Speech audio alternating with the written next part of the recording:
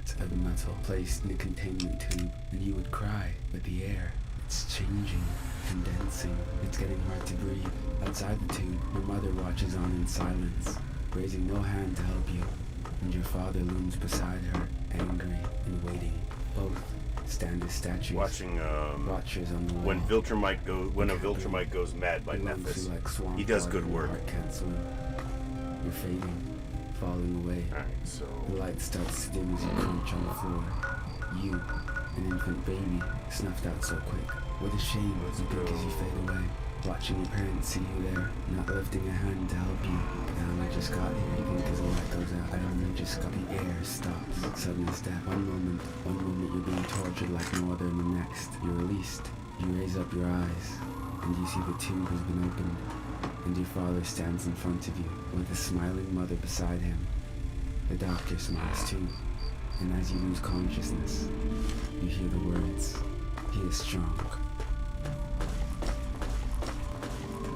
Childhood is strange, by any standards.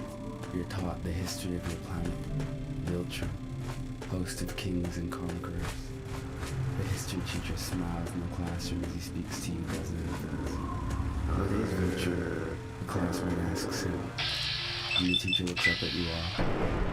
Viltrumites, he says, are no pack of wolves, no pride of lions, nothing so simple. We are hunger, for all come wanting.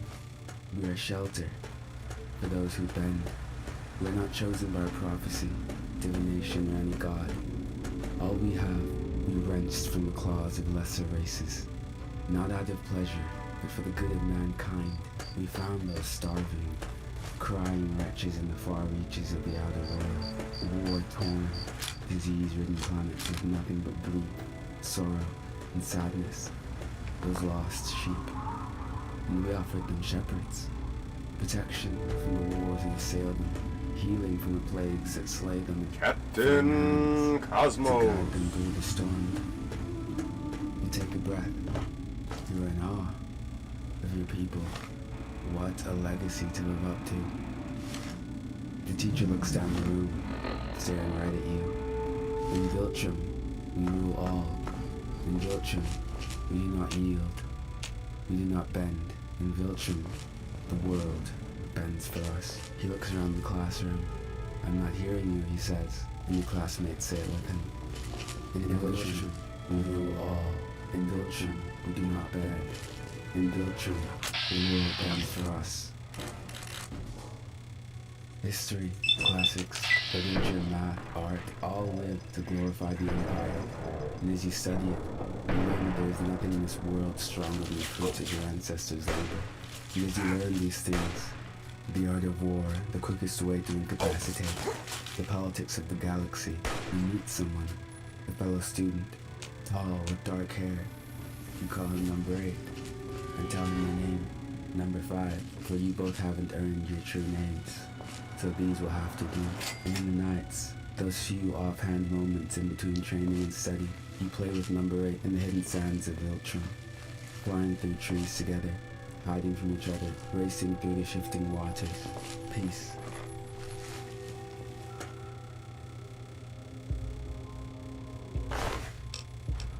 You are 7 when your parents take you to the arena, a colossal pit in the capital city, surrounded by leagues of spectator rows, and a seat for the Emperor, who watches on.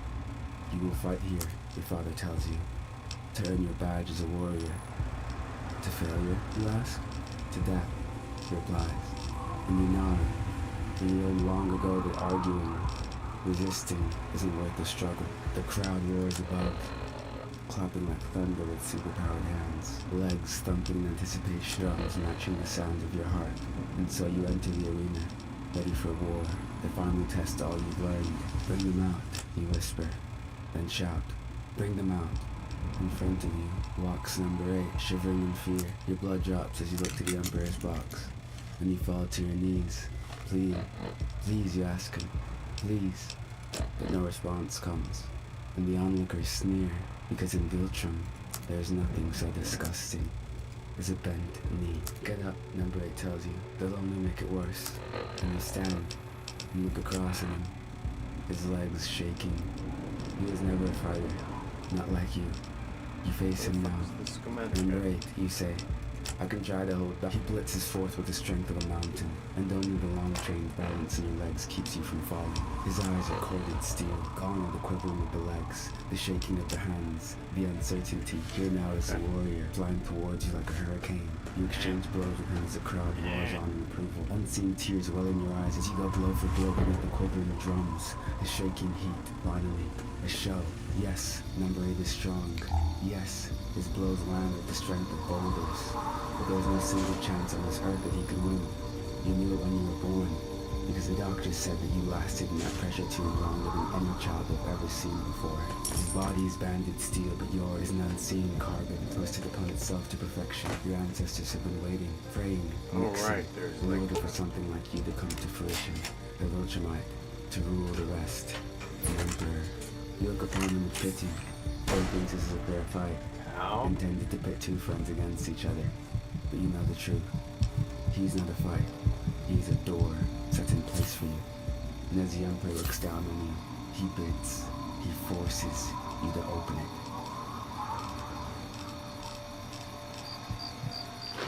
You look down to see his heart in your hands. The roars of the crowd deafen your ears. You look into his eyes. Number 8, never even given a name, and he smiles at you. Go, he says. Conquer. The academy goes by quickly after that. Every fight ends the same, with them screaming for mercy you can't give, begging for an exit you can't provide, beaten with a heart no longer in their chest. You learn more of the Viltrumite way, of the planets in the Empire, the enemies of the Empire, and those in between. Forgot that there was all the You traps learn of set. the Purge, the moment in Viltrum where the strong slayed the weak until only the strong remained. And you wonder if the entire universe is being purged. They received no burial, had no funeral rites. Like number 8, no one remembers him. And as you need of it, you think of number 8 and swear to remember him. And if you ever get to visit his home planet, Brenna Prime, you'll burn a pyre for him. You graduate from the academy, no longer number 5, simply conquest, no longer a boy, but a full-grown Viltrumite with fire in his belly. You stand in front of the Emperor with your fellow graduates, and he smiles down at you. Conquest, he says. I will send others to scout planets, offer them terms, make them understand our empire, the benefits, the rewards, but you, he smiles, I will send you where others fail. You do not need to know anything of politics.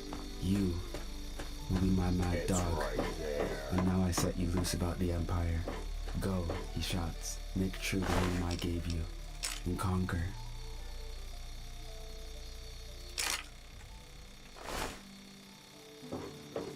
And so you do. Wars on countless shores. You raise them to the ground, the silent, the brave, the quiet, the loud.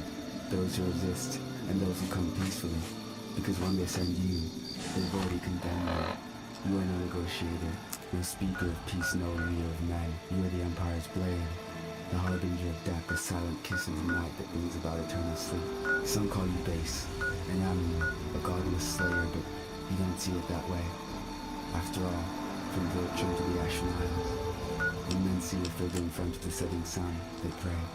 They pray for safety, for a hero to save them, but their gods do not protect them. There is no golden hero in the stars waiting to save them. The only thing in the sky is you. And day after day, year after year, decades, centuries, you purge some from this world. Those aren't enemies.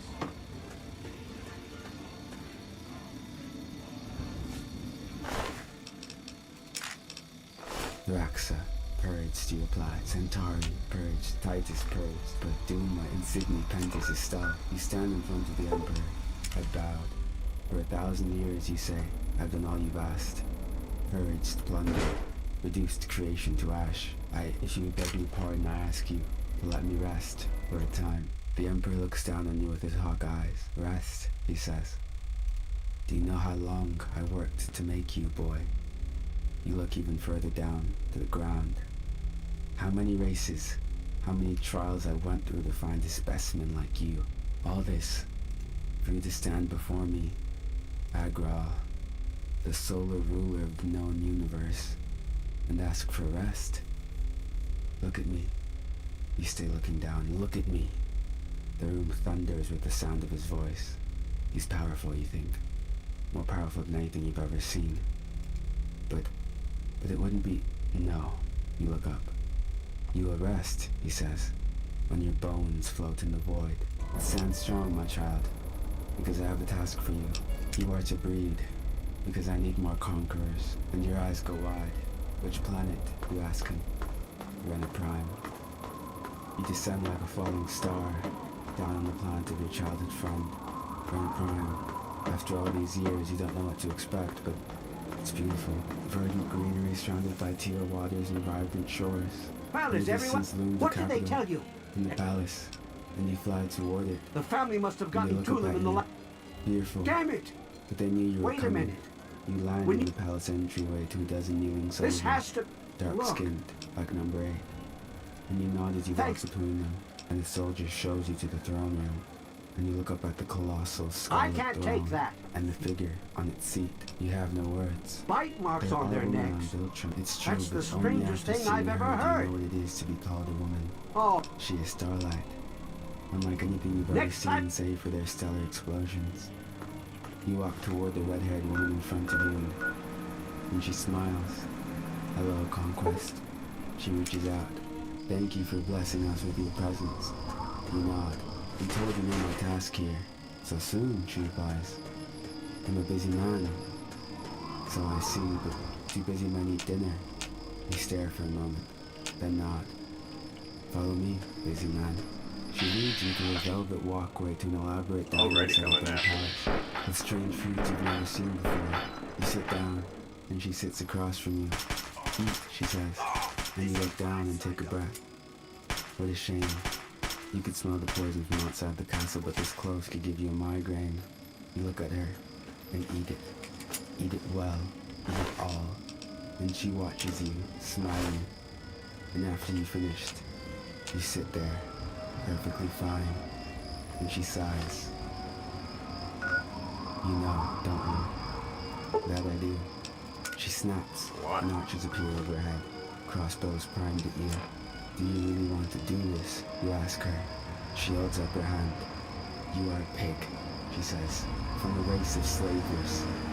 You nod. Do you really want to do this? She watches you, spots that fire in your eye, the conqueror.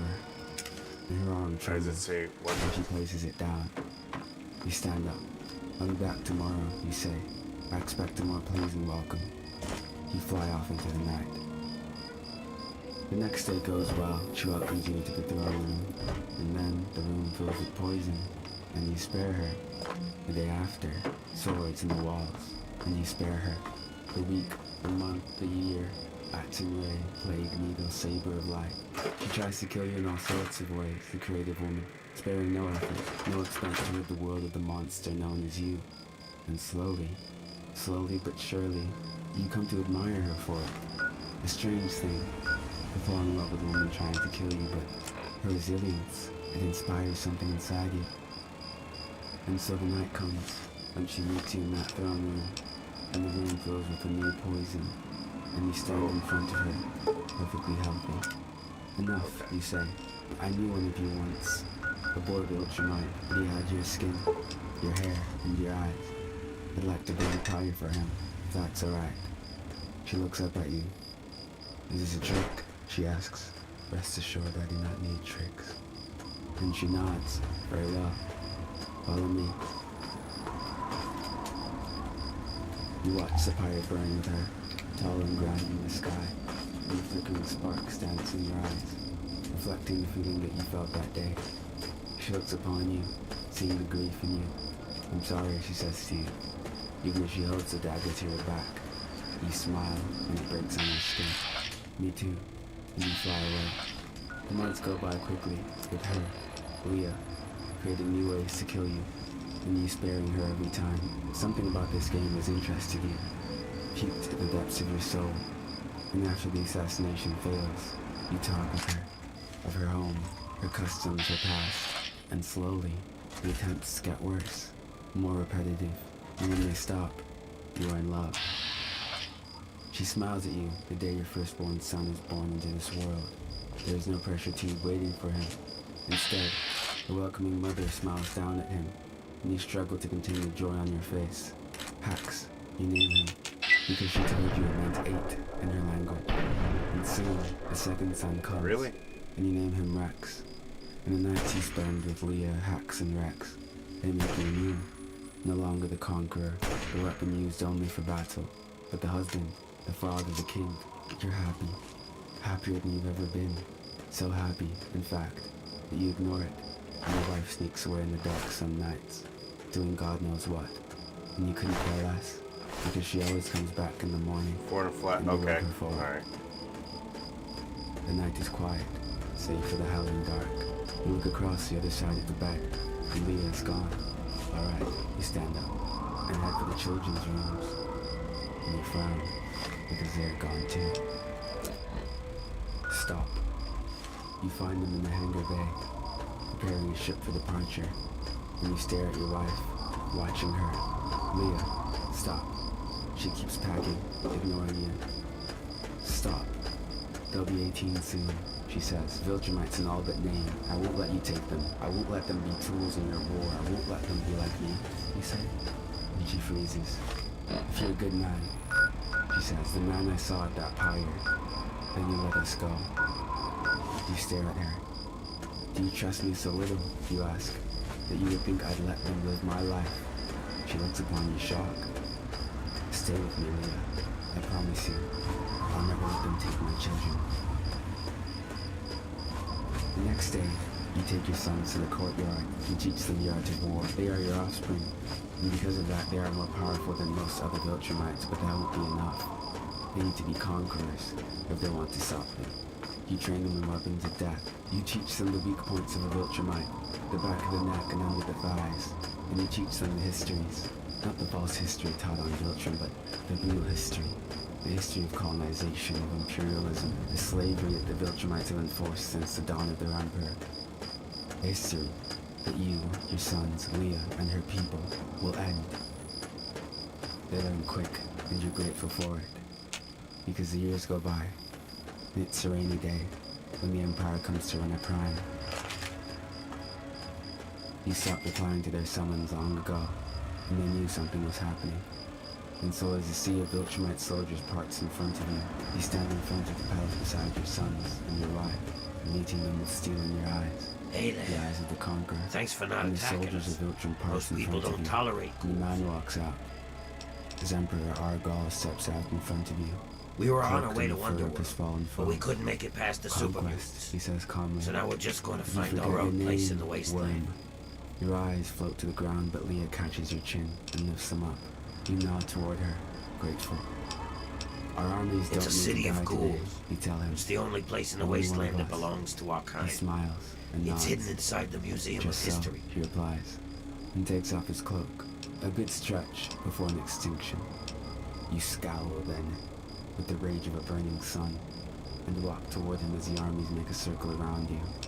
I've long waited for this, worm, he says to you, and you circle around him saying nothing. You think Why would this you is the say first that? time that someone's We taken were a up liking to some tonight. back street filth, and Then you're leave. against me? Why No, would you make? say, Why would? as you look at your wife. Thanks for not This will be attacking the us. last. You fly in with the speed of a falling Then star, leave. exchanging blow for blow with a madman's fuck? fun, parrying, dodging, and fighting with your bare There's no hands. reason for You you were the to, for me to be an you were the asshole one who like conquered that. planets in his name. You were the scourge of the systems. You were the bane of the stars. Time they This moving is forward. 106, yeah. And as you fight, as it blows the sun like hurricane winds, you realize something. You're not a saint, a freedom fighter against the colonial king. You love this. Every bleeding jaw and every breaking neck, you love it. This clash of kings, this battle of war, it completes you like no other. You are no savior, no king, and at your heart, you are one thing, and one thing only. Reaper of men, a Viltrumite. And you take a moment the full wrath of your fallen friend, the full weight of the people you must now protect. That man is no emperor, no ruler. He is a door set in place for you. And as the emperor stares down at you with fury in his eyes, you force him open. You look down to see his heart in your hands. Behind you, your wife and your army celebrates, and your son shouts your name. The other Viltrumites too shout your name. Conquest, conquest, conquest. Our new emperor, you look down at the emperor's still beating heart, and you look into his eyes, and he smiles. You stupid worm. Wake up, wake up, wake up. You're alone in a familiar room, the hangar bay, and in your hands is a heart, still beating, but not the heart you dreamed of in that long daydream of yours, but the heart of your wife, who looks up at you from the ground, lifeless, and your sons lay behind her, too young to know what you've done, and a tear marks your cheek, a familiar feeling. You take your sons in your hand and leave the planet, going back to Viltrum. You think of looking back as you fly off, and think better of it. You descend down an unfamiliar planet. The new emperor gave you orders, and you must obey. You fly among the tall buildings and vast amounts of water, looking for your task at hand. Ah, there he is. You fly above the boy in black and blue. He seems injured, recently in a battle, no doubt, but you couldn't care less. You descend from the stars above to stare down at him, an image many have seen before, and you speak. Stand ready for my arrival, worm.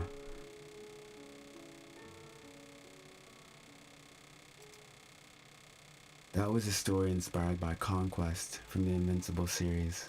Now, I most definitely took creative liberties. However, after seeing the final episode of Season 3, I felt a strange sense of empathy for Conquest after he made that speech about being lonely. And this is what I thought of as a potential life story for Conquest. Please make sure to like the videos, that helps me a lot, and subscribe if you enjoy, as a lot of you aren't subscribed yet, and that would greatly help me make more videos. And by the way, I started a Patreon, so please check it out for my scripts, or simply to support the channel so I can make more videos more frequently and at a higher quality. Also, join the Discord, we have fun there.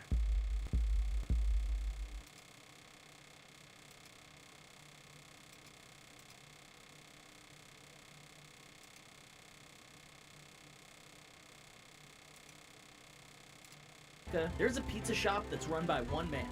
Somehow, tucked away in the birthplace of America, there's a pizza shop that's run by one man. Somehow, he produces 150 pizzas a night alone. On top of that, he sells out almost every week.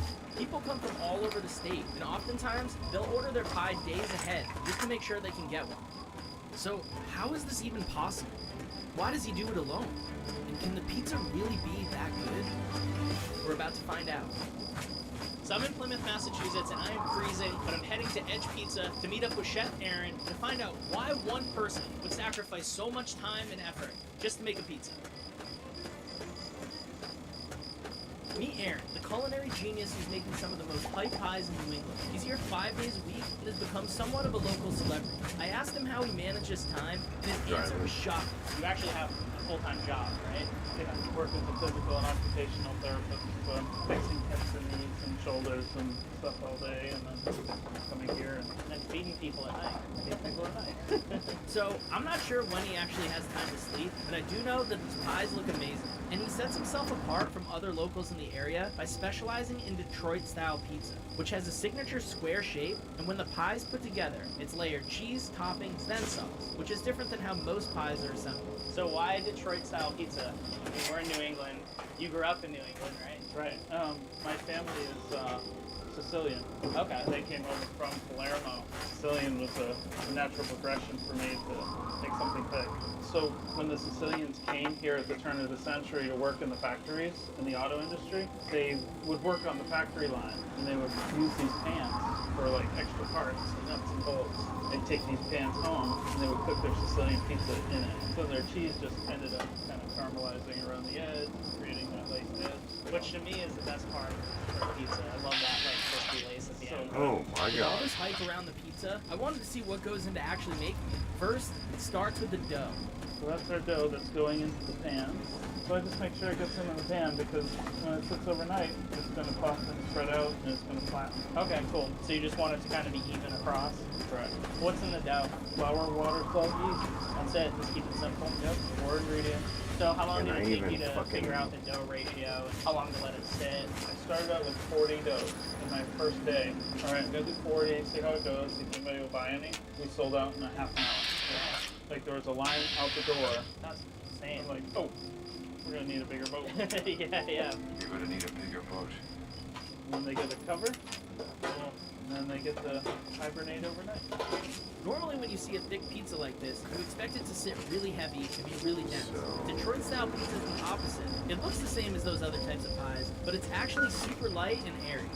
In order to get the air bubbles and for it to be soft and airy like that, the hydration level has to be a little higher. So when the yeast formation happens, it creates these bubbles. And in order for the bubbles to really stretch and get bigger, you gotta have a wetter dough. Gotcha. Okay, so it's really just cold water, not anything else. Once they're all proofed the next day, I'll take these, bring them over, and I'll par bake them for 4 minutes each. It'll go right into, somebody orders a pizza, the pet, throw it in, pizza, it's a 3-day process. So not only is the crust unique to this pie, but the cheese blend is also something of its own compared to other pizza styles. So it's a whole milk mozzarella and a Vermont white cheddar. It has the flavor of the cheddar, which is that little bit of salty, funky cheddar, and then the mozzarella gives it the cheese texture and full. What did I miss? Cheddar is what creates the lacy edge. Gotcha. When you make like cheddar chips or Parmesan chips in your toaster oven or your oven at home for the crispy chips, it's basically what's happening at the edge of the pan or on the pizza. One thing that can really make or break a pizza for me is the sauce. I feel like it holds everything together. I was really excited to find out what went into this one, and I was shocked when he told me. Alright, I'll tell you the secret. It's just fresh tomatoes. I don't cook it. I don't put any seasoning, no salt, no pepper. Just tomatoes? Really good tomatoes, but I don't do anything to it. So my great-grandfather and my grandmother told me that the least amount you do to something will make it the best thing. Did you cook it for a long time, like on a low heat, or is it just good? I only bring it up to 165 and then I lower it down to warm. So Can we see the can seeds? yeah. Okay, big bags. So this is the move right here. Old California. In California, probably the best tomato sauce. If I were to cook it with this, I want the acid to hit the top of the palate first, and the bottom to hit that buttery crunchy crust underneath. Every pie that came out of the oven looked picture perfect, and it's obvious that the ingredients are super high quality. But I was wondering, how are the pies coming out so consistent without any stick or loss of lacing around the edges? Aaron told me the pan is the last ingredient that goes into a good Detroit pie.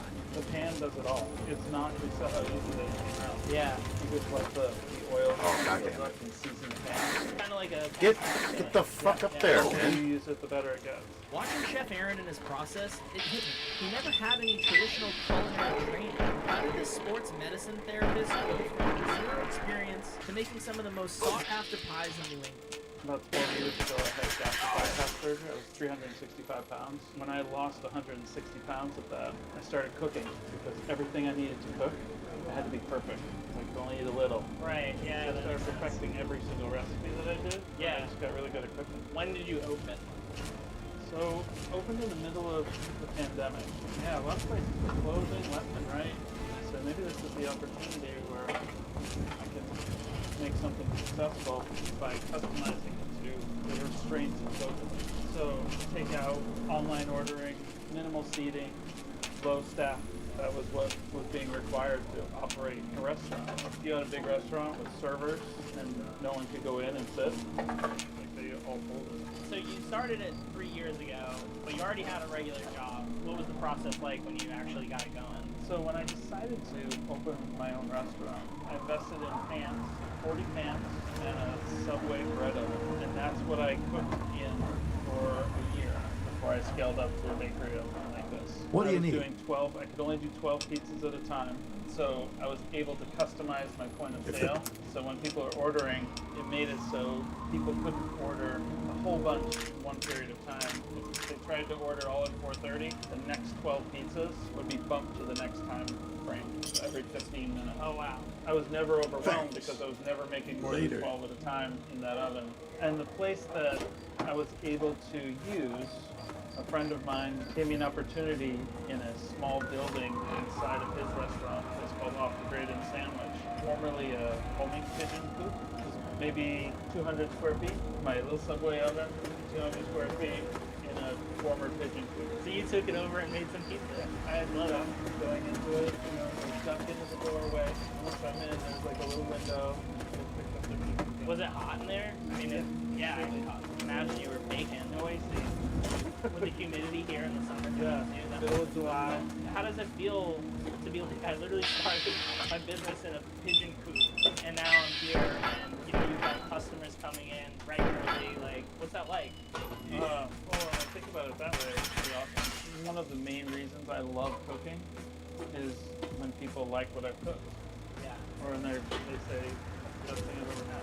And there were a lot of people throughout the day that said exactly that. It's the best pizza they've ever had. I had the pleasure of chatting with this guy named Paul. He's a regular, and he explained to me what this pizza means to him. Well, my grandmother in New York, every Sunday afternoon, she did all my cousins would sit there and eat it, and then as a topper, she'd roll out the pizza the fried dough with the sugar around it. And, Oh my God. God, it was like dying and going to. So when I first had this, it brought me back. I like how 50 years. blowflies I sound mean, in back this 50 game. years, and when you told the story about the Italian woman that from Italy that didn't say a word until the end of the conversation, and she came up and she said, "This is the best I've ever had." Yeah. It's amazing that every week, Paul can relive those memories of his grandmother's cooking through the shop. He had great things to say about the food, but he also had great things to say about Aaron as a person. Tell you what type of guy this guy is. My wife and I came up here a couple weeks ago. And, How you doing, everyone? Your store here, we had ordered the pizza before because we couldn't get food. He talked to me, he said, park the car, we walk over, and I'll bring the pizza from the store over this way. So I went up there, I stood on the corner for 5 minutes, and found her, she gave me the pizza on the corner. After Paul left, I was thinking about how amazing it is that Aaron has so much support in the community. But I was wondering, why has he just kept it to himself? If this pizza's so good, why not expand? You had one location, now you have this location, and not the other one, right? So I tried doing two, and thought maybe expanding would be a cool way to make some money. Yeah. It's almost impossible. Really? Yeah. When I'm doing it by myself. If I had someone who was me, who I knew did things the way I do, Yeah. that would have been fine. And I would say, you're in charge of that one, I'm in charge of this one. Well, I guess you're not looking for other people to work with you, but like, have you had people that are like, hey, you should franchise this, or Custom. really? A large number of people who said, I'd love to open one of these edges where I live.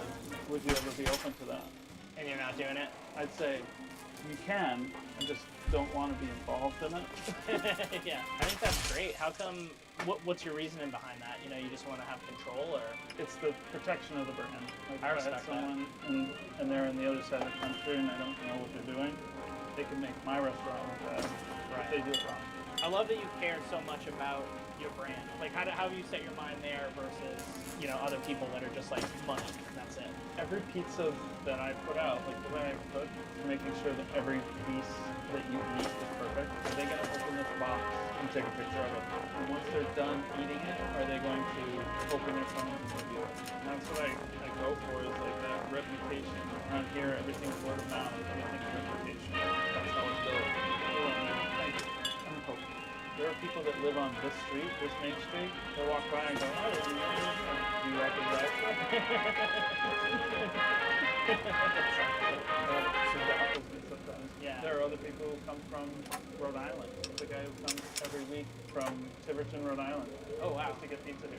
That's Can't not a find short any drive. pizza out there. Yeah. It's like, this is my Sunday activity. I come down, I get a pizza, I go sit by the water, and I go home. I'm sure you get to know your customers a little bit too. It's just you all the time, right? Yeah, and when people come in, I know their name, I know what they're there for. I've made their pizza for them, and I just walk right in and I hand it to them.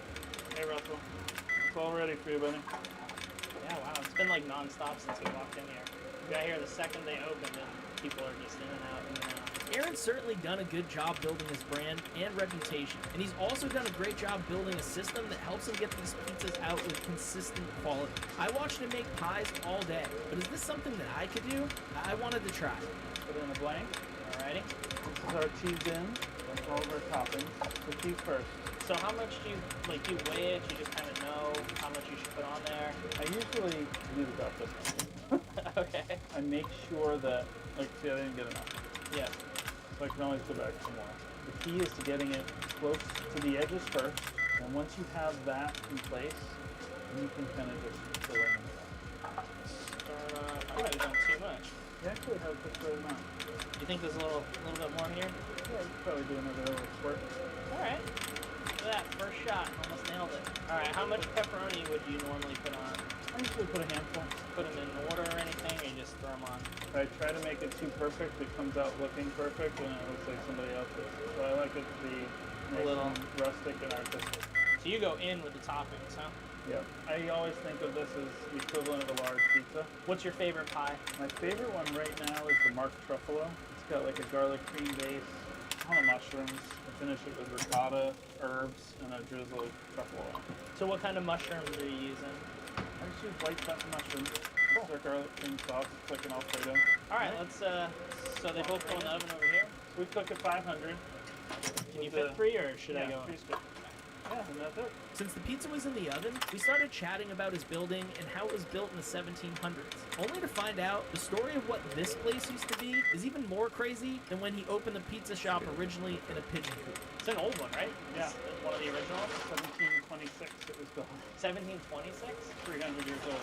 It was an area where they planned the American Revolution. In this building? Oh, that's really. Sons of Liberty were here. Sam Adams, That's John so cool. Hancock, they met right back there. This was the home of Mercy Otis Warren, and she used to write letters to John and Abigail Adams when he was in the presidency. She basically inspired him to form the American Revolution Really?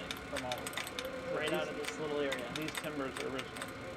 Wow, that's 300-year-old. So after our quick visit to the past, our pizzas were finally done, and damn did they look good.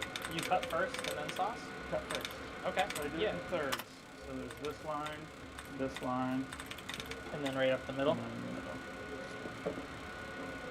Cool. Great. It was time for me to box mine up and finish the job. Dude, not bad. Not bad. After staring at the food all day, it's finally time to eat. Let's open up the pies. Man, they smell so good. I think that's the one with the honey. This one's yours for sure. This one's mine. Yours definitely looks like there's more stuff on it. I don't know if I put enough pepperoni on mine, but hey, you know, win some, you lose some. Yeah, and it got an extra maybe minute or so in the oven. Made a nice darker edge too. Alright, I'm gonna dive into the slice that I made because I want to see if it's any good. I mean, it has to probably be good because you guys the entire thing, so I'm really good.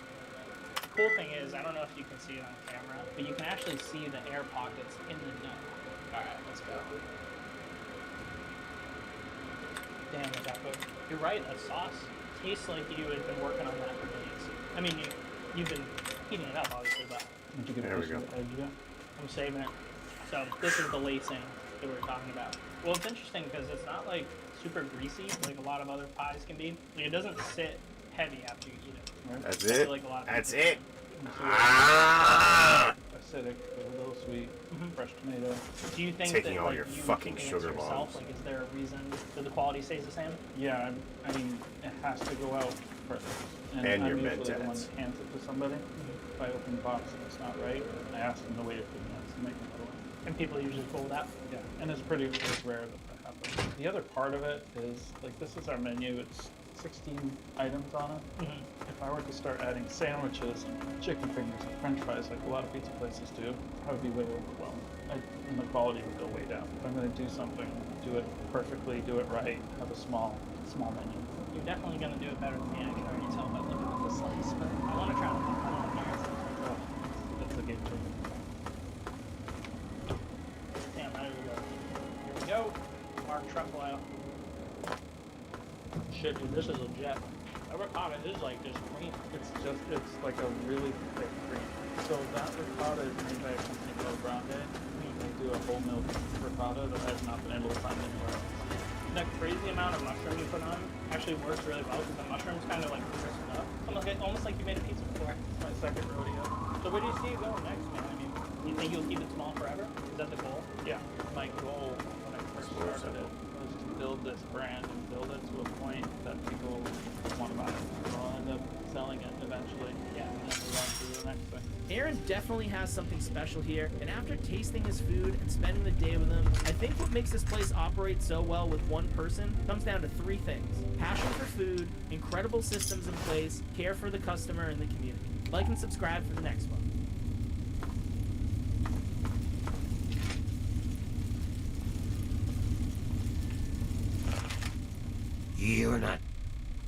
not here to try and steal my secrets, are you? Good.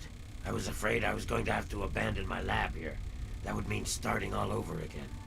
It's not easy trying to make Ultrajet, you know.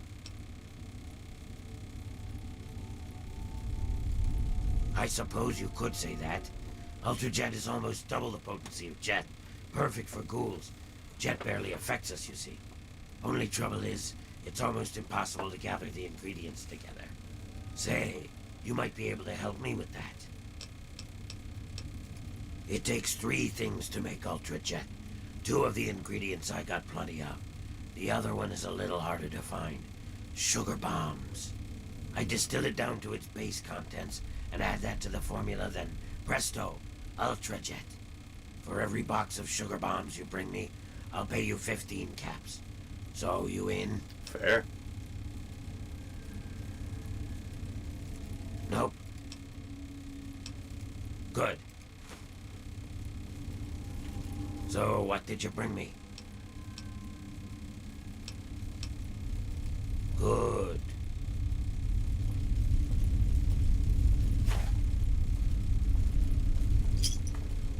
Nice.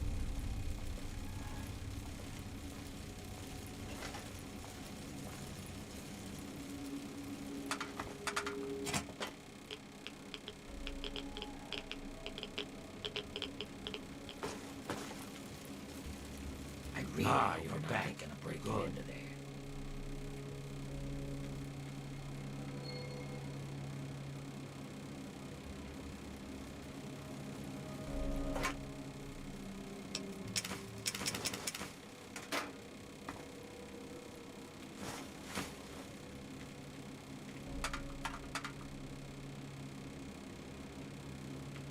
Right, because why would they care about the Rad-X?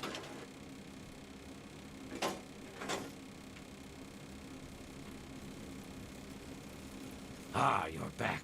Good.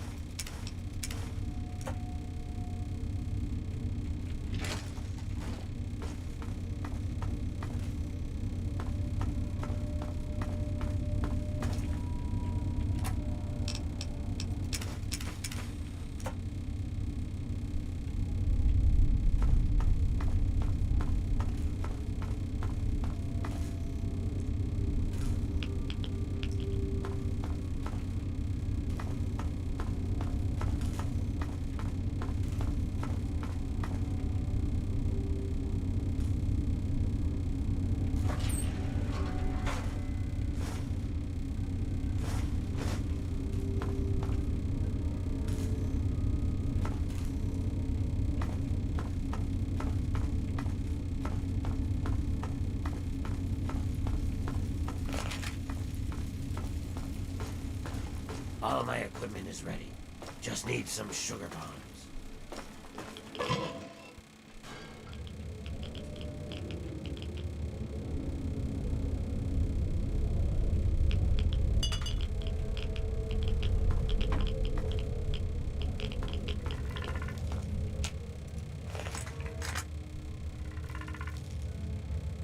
Shit.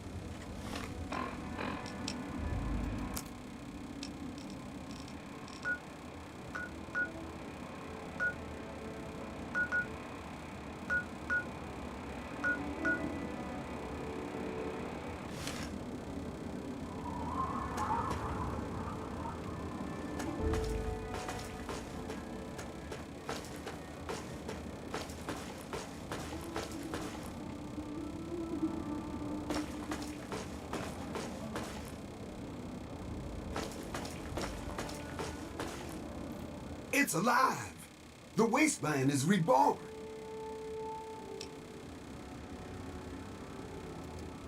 I saw life. Life is returning to the waste. The Great One brings it to all of us. Ah! The fuck?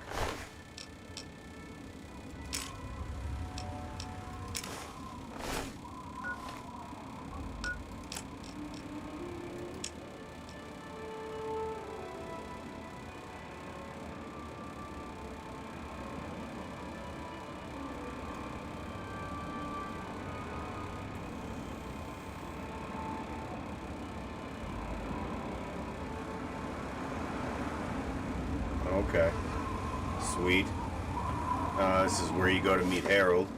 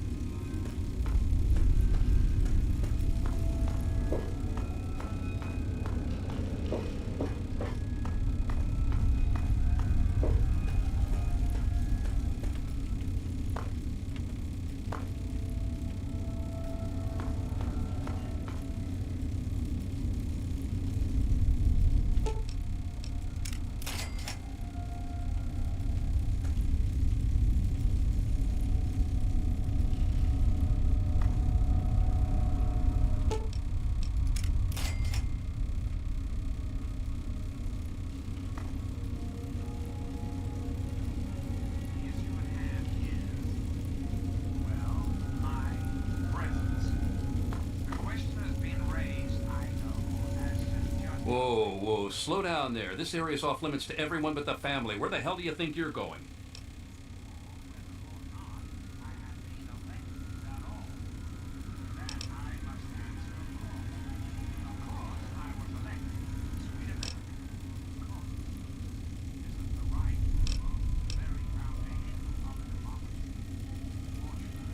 Oh, the new kid?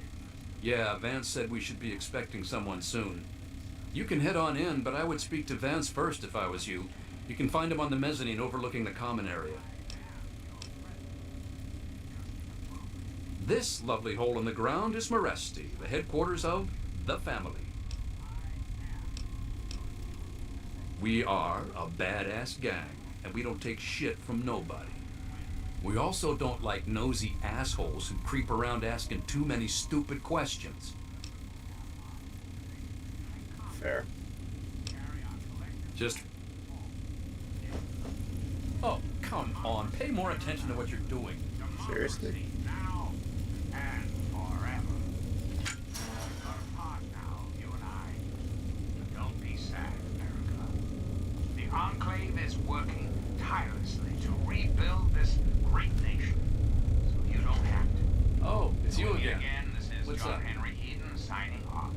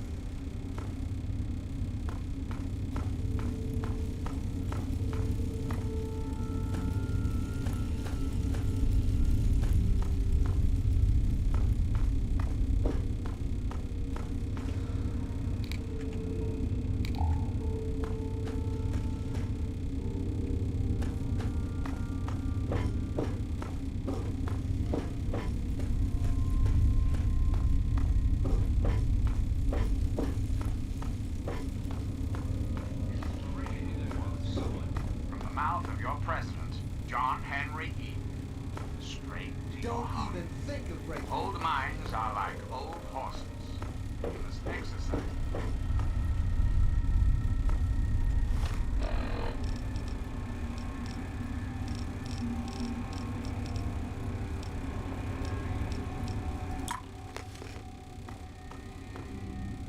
Welcome to our home. My people call me Vance. I lead this group of weary travelers and outcasts who need a home. And to what do I owe the pleasure of your visit?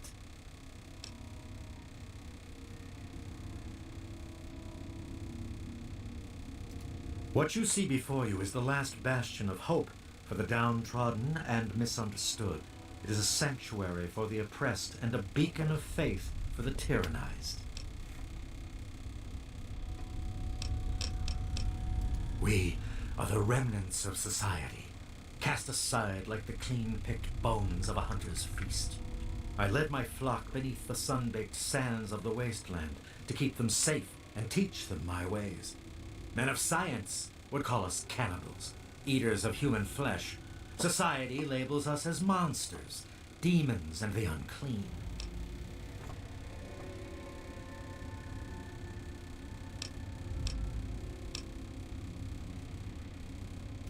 Ah, your words illustrate why the hardships persist for my people. Reforming implies something is wrong with them and needs to be eliminated. I think of my teachings as more of an improvement, a way to transcend our cannibalistic nature.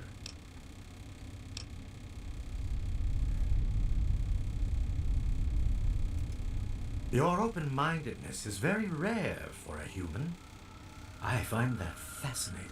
Allow me to bolster your insight with a lesson in objectivity.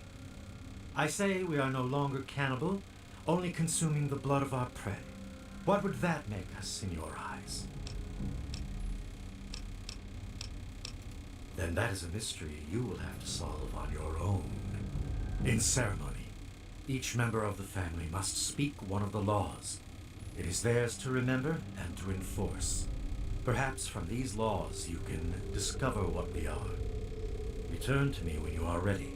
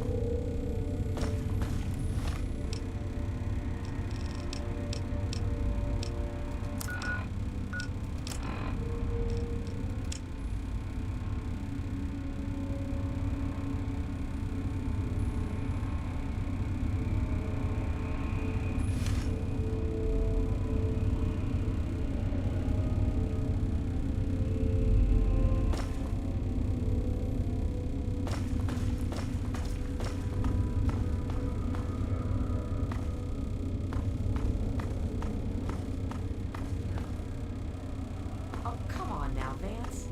You're doing what's best for this. I don't think I've met you yet. The name's Alan. What did you want? Oh, wait. Vance told me I was supposed to say something special when asked that. From his teachings. Oh, right. The third law is feed not for pleasure, partake only to nourish. This is our dignity. Whew, almost forgot it again. I don't have any authority here. I'm pretty new myself. Justin's been trying to talk to Ian, make him feel better. Maybe you should speak to him.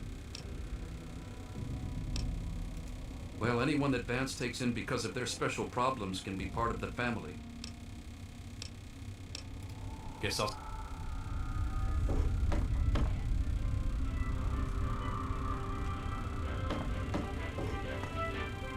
Well, I'm surprised you don't know me. I'm Brianna. I take care of the men around here. Well, unmarried ones anyway. When we all gather in the common area, Vance gives his speeches, and then we each have like a law to say. Mine is, bear not the child, welcome only the exile. This is our fate. Kinda cool, huh? Vance has him in meditation right now. No one's supposed to be in there. Poor kid. He looks like he could use another friend. Well, that is sweet, but Vance would... Nope. Like I told you. But... It was, for a little boy, the perfect existence. So, let me ask you. I've never seen you around. I thought I knew everyone in the family, but I don't recognize you. You must be one of Vance's new initiates. My name's Justin. I'm pretty new here myself. Well, Vance makes each of us remember a rule. And when we all gather in the common area, we have to say it out loud. Kinda weird. So, my law is the fourth one. Seek not the sun's light. Embrace only the shadows. This is our refuge. Ian.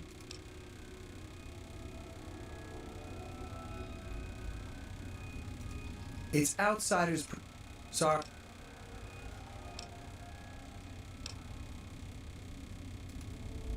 Yeah. Surprised? Well, Ian was there when it happened and did nothing to stop it. If you ask yourself why, the answer is obvious.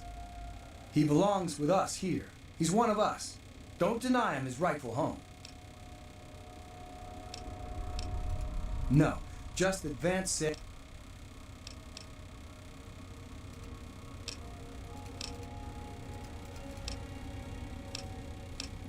It's a great... if...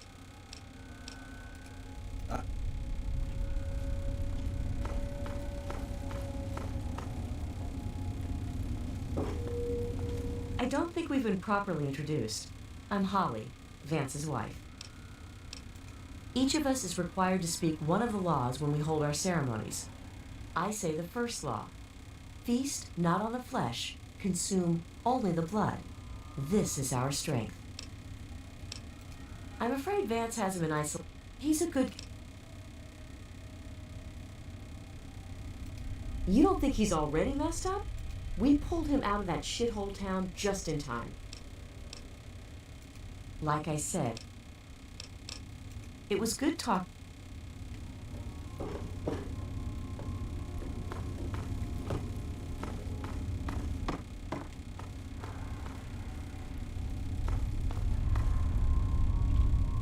Well, well. I haven't had a customer in a while. Last one I had was a bit chewy. Know what I mean?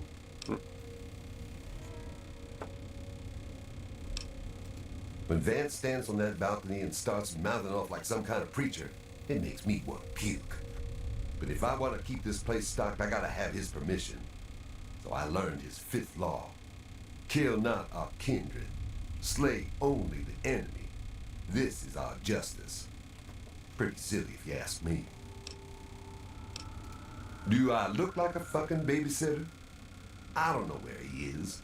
Even if I did, I wouldn't tell you anyway.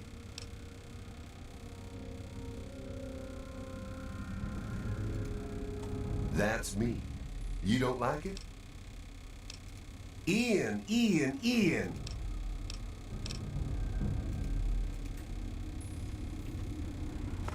Alright, what an asshole.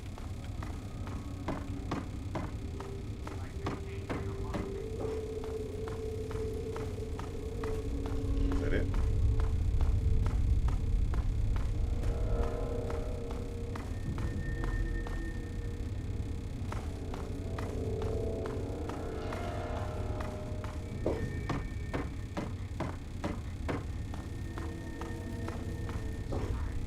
Hey there, how's it going? Okay, I guess. The new guy's taking up most of my time.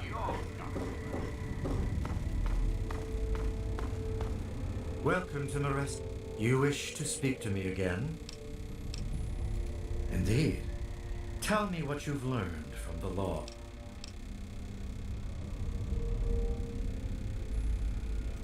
Do you think I believe I can turn into a bat and fly away? Now, ask me if I believe these individuals from every corner of the wasteland need me to give them a sense of purpose and identity. I have shown these people the ways of the vampire. I've provided them shelter, organization, and a sense of belonging.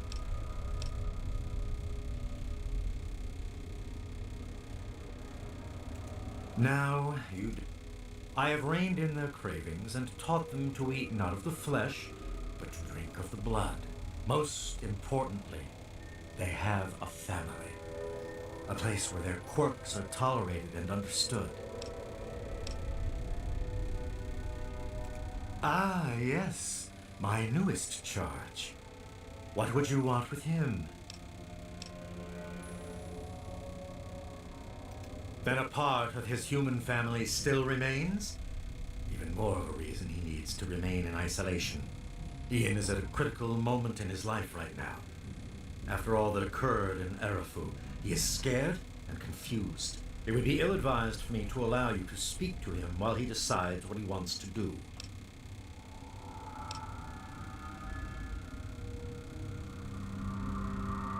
Ian's hunger for flesh overwhelmed him. It drove him to kill his parents. Because of my intervention that night, he stopped just short of being lost forever to his cravings for flesh. I am telling you, he will no longer be labeled as such. The hunger that drives us must be kept in check.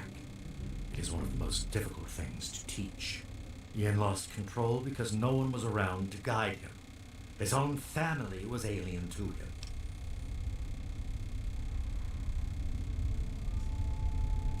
No, it would not be right to disturb.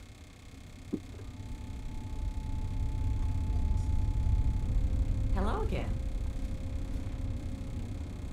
What you need?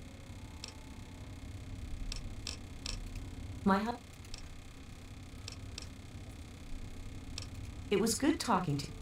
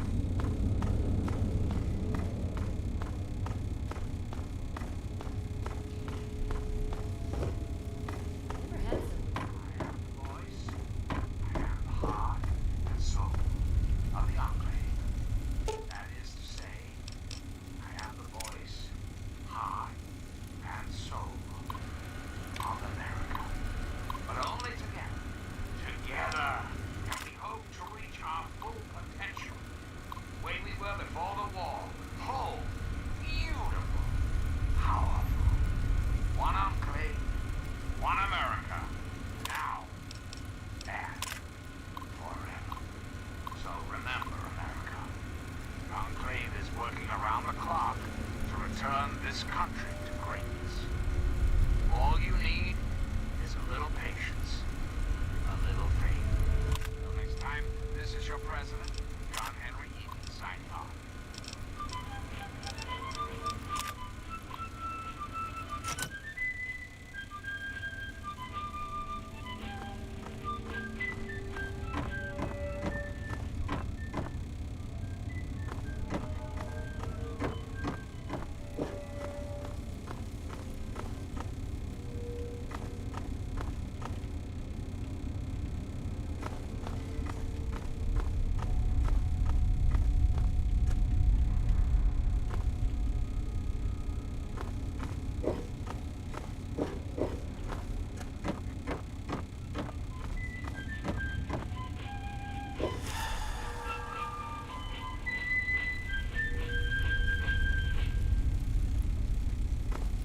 Hello again, America the Magnificent. This is President Eaton. And I was hoping. What is it? I don't have... Just...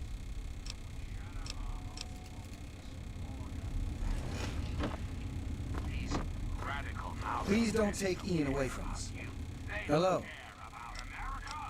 All they No. care about is fulfilling their own selfish desires.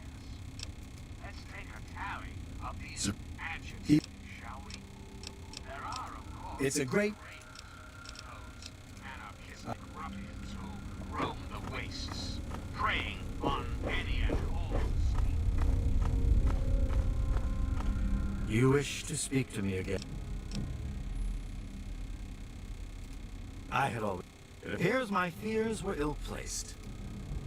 Very well. All right. You are...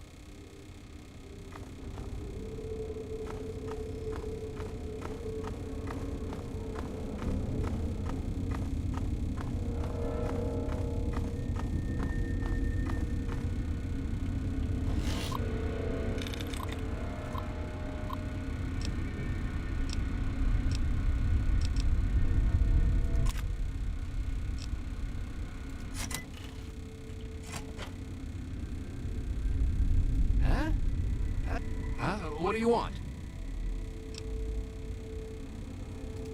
I guess I shouldn't be surprised. I'm sure Evan King is pretty pissed right about now. I bet he has the entire town out looking for me. He's worse than my parents.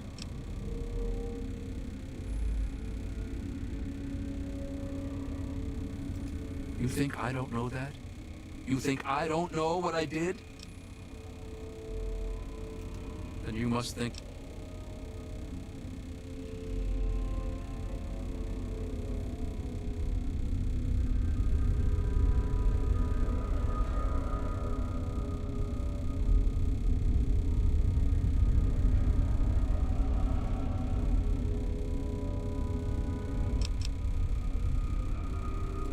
Help? Ow. I'm on mute. No one gives a shit.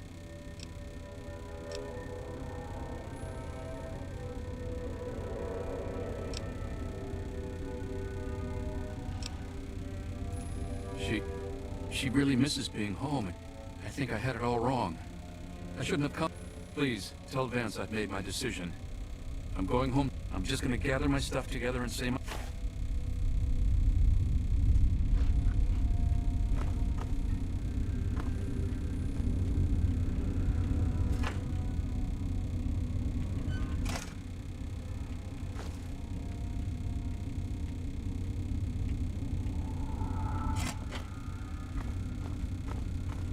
Nice to see you again.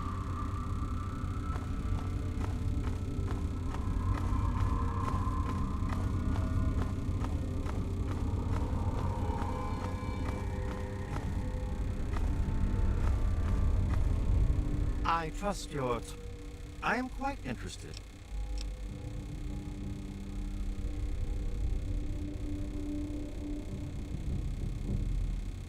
As long as you maintain this level.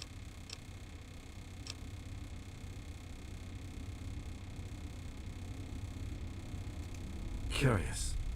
Many years ago, I survived by drinking from fresh blood packs I recovered from hospital ruins. The problem was that these blood packs were scarce. What do you propose?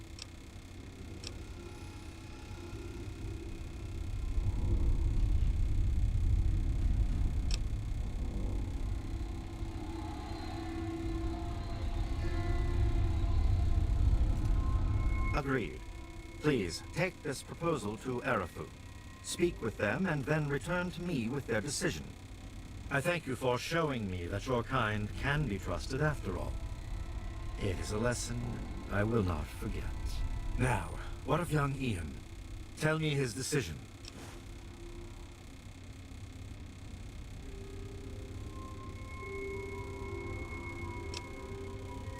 If you fear reprisal from the family regarding his... And as for Ian having you speak and... It saddens me to lose one of my flock, but I believe everyone has to follow their own path. All I was attempting to do was guide him. Now it seems that responsibility has fallen upon you. I hope you will be more successful. Please, I want you to take this. Consider it as an apology to you for all the hardships you had to endure finding this place. Goodbye, human. Our time together has been rather educational. Ooh. Shish kebab. Don't even think of breaking into that. Yeah, I know, sir. I know. Oh, hey there. This country's most important military installation, the Pentagon, as their own personal clubhouse. And don't be fooled, America. Those who have left the Brotherhood of Steel, branded outcasts, are just as dangerous, even more so, being in exile. And what about the slavers of Paradise Falls? Frightening me, irradiating ghouls of underworld.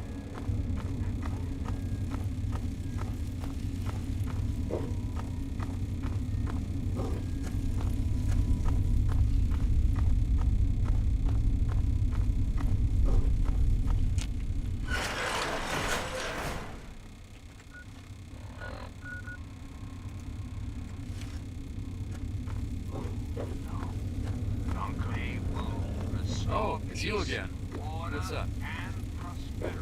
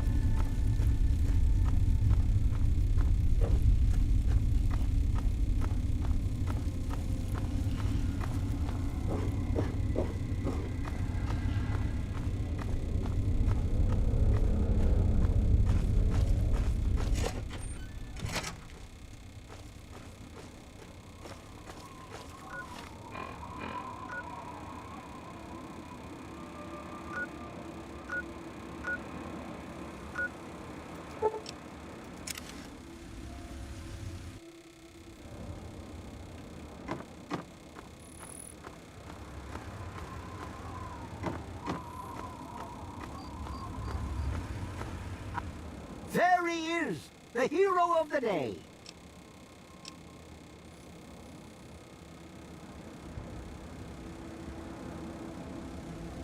I know. I talked to Ian, and he told me everything you did. I don't know how you did it, but goddamn am I glad you walked up that ramp and lent us a hand. Thanks again, kid. Consider yourself welcome back here any time you're in this part of the wastes. Nice. Interesting. It seems they used to enter into some kind of agreement. I guess it's better than pointing my gun down that ramp all day and hiding inside at night. Let Vance know he's got a deal. We'll do it. I'll speak to the others. I'm sure they'll agree with me. I've been saved. You're welcome.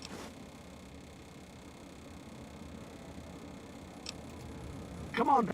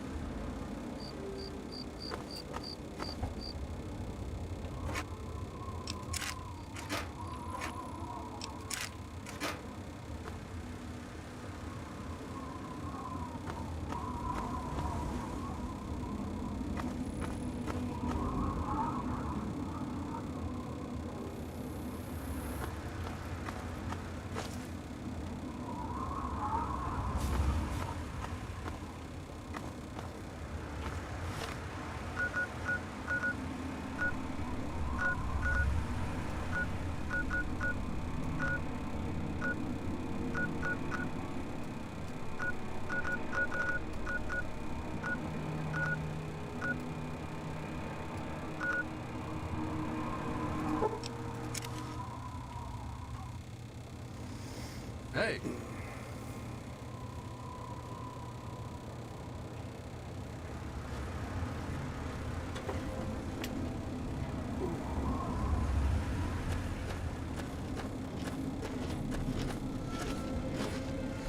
Evening.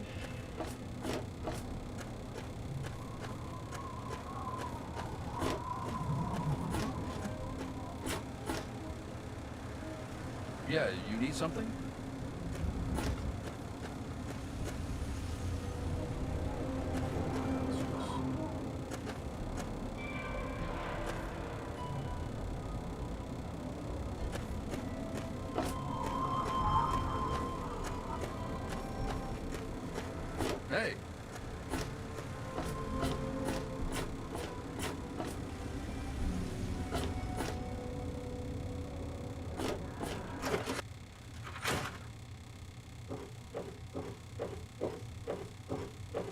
Hey.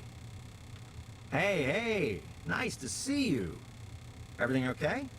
You doing all right? You need something? Come on, talk to me. Nothing. I'm not doing anything. Leave me alone.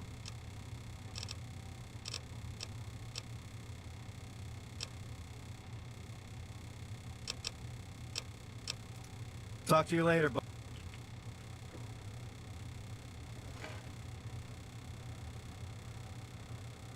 I really hope you're not thinking of breaking into there.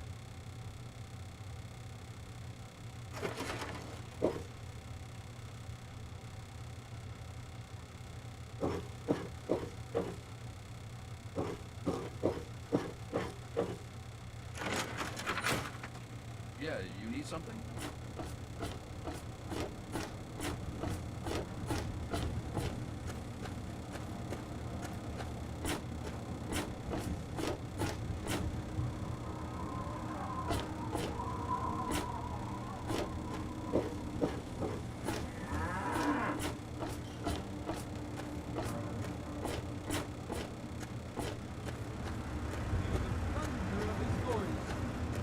Let the men, women, and children... Hello there. Nice to see you. Oh, thank you for remembering. You have... Oh, okay. Of the earth, come forth together and behold.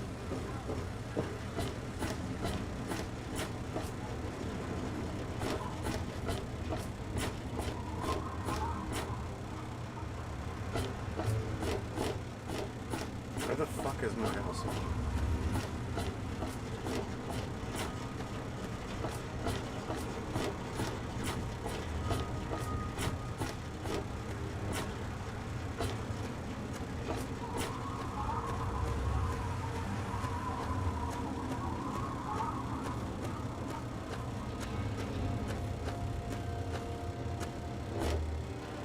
Think breaking into that. Yeah, shut up.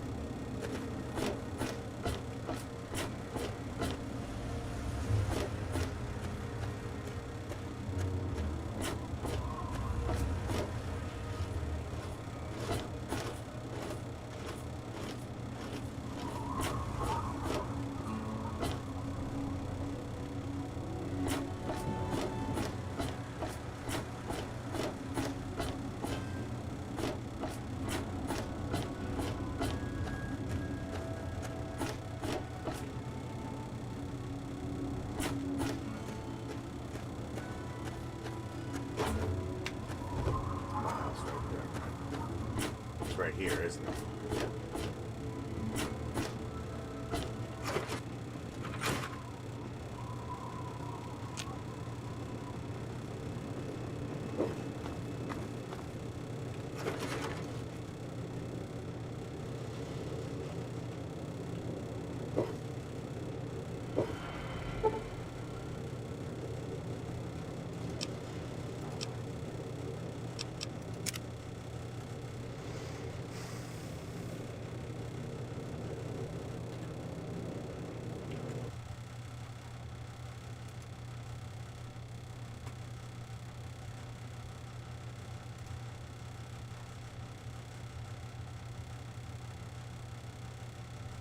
Today we're traveling to 4 of the weirdest and most unique gaming hotels on the planet. To find the craziest one, each one of these hotels will have an incredibly unique theme, like a gaming hotel that's also a spa, or this luxury gaming hotel in the richest city in the world. We'll rate them out of 20 based on their looks, stuff to do, comfort and value for money. So let's start with our first hotel in the US of A. So right now we're at our first gaming hotel in Las Vegas. I mean, this thing just looks crazy already. It's a pyramid with a beam of light shooting at the top. What more do I need to say? Now, this place has a gaming cafe as well as an entire esports arena. I haven't even seen what the hotel rooms look like yet, but Sure, if how they've much got money an I have? entire esports arena, so it tells me they're going to be good. Now, this place also is a casino, so I guess there's that kind of gaming if you're interested in that, but it's also entirely ancient Egypt themed, and it's Probably not enough $226 to a night. I think I've honestly get a said enough. theme, I honestly but- want to just get into this place and explore it because... How my are God, those does hot it little just look amazing. potatoes? So let's head in. Oh, what are you guys seeing this place? It's I'm only through the front door and I'm already in awe. Just the entrance of this hotel had me in shock, but I wanted to see if there was really an esports arena in here. I'm walking through the casino. There it is, the HyperX Arena. Look at that. How is this place attached to a casino? We're gonna come back here later, but first we need to check out the room. So I made my way over to the elevators. However, this is where I'd be having one of my first unique hotel experiences. Why is it shaking? Oh my God, look at that. So this is basically saying that like this lift, because it's in a pyramid, it goes up like sideways instead of straight up. That's interesting start. We're here. What the hell is this? This is the view from the walkway to my room. And here's our room. Let's head in. I still couldn't afford that right now. Let's see what else. Let's see what I have left. It's literally just a hotel room. Normally when I go into hotel rooms, there's gaming setups, lights. This is literally just a hotel room. I guess let's do a tour then. So as soon as you walk in, you're greeted with 2 beds, which is extremely useful considering I am here on my own. However, there is a ginormous TV, closet, just standard stuff really. We do actually have a sort of desk area, lamp. That don't work. Next to the seating area, we have this kind of seating place. I don't know what you'd use this for really, but then again, I am here on my own. I guess if you have extra friends, unlike me, they can sit here and ask you why you spent $200 a night on an average hotel room. Anyway, moving on. It appears that there's not too much happening in this room, so I'm gonna go down to the gaming area. I can't believe this. There is an esports arena just downstairs. This place is not, even the stairs are RGB. Right now, I am watching an esports game in a pyramid. But this hotel isn't just a place for watching games, you can also play them as well. There's a huge amount of setups that you can use for yourself. Let's do a setup review.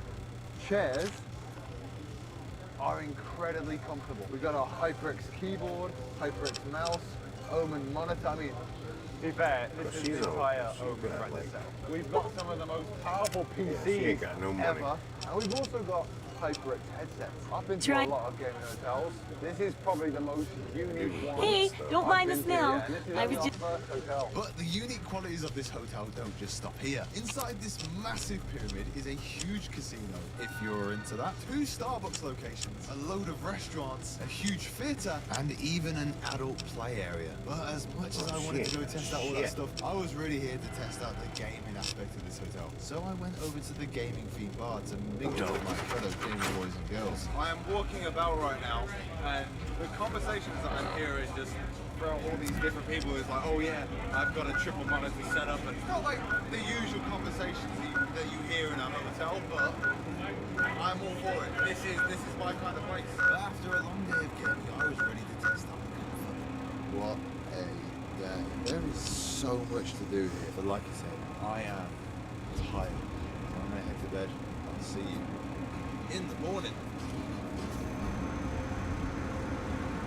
That was the Luxor Hotel. Gotta be one of the most unique looking hotels I've ever seen. And the fact that it's a gaming hotel just makes it even better. But let's give this thing a rating. Now for appearance, I've never done this. I'm gonna give it a 4.5.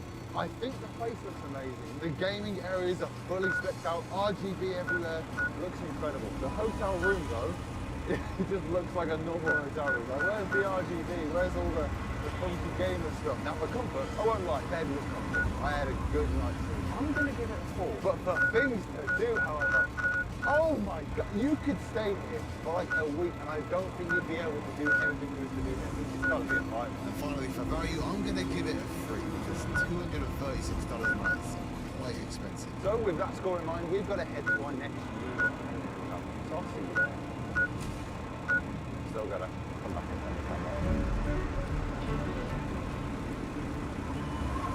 We're here in Granada at the Future Hotel. Now, some of you may remember I've actually been here before in a previous video, but that was for their gaming capture module, which was interesting.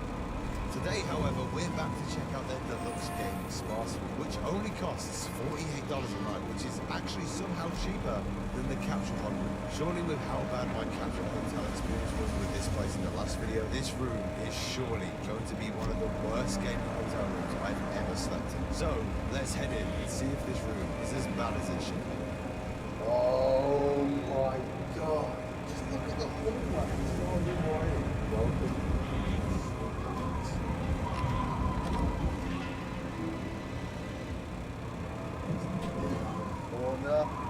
Oh my god. Look at this room. This is actually nice.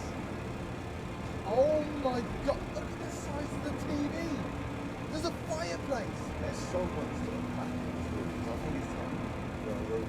Not only did this room come with a massive double bed, we've got an Amazon show tablet down here, got wireless charging here.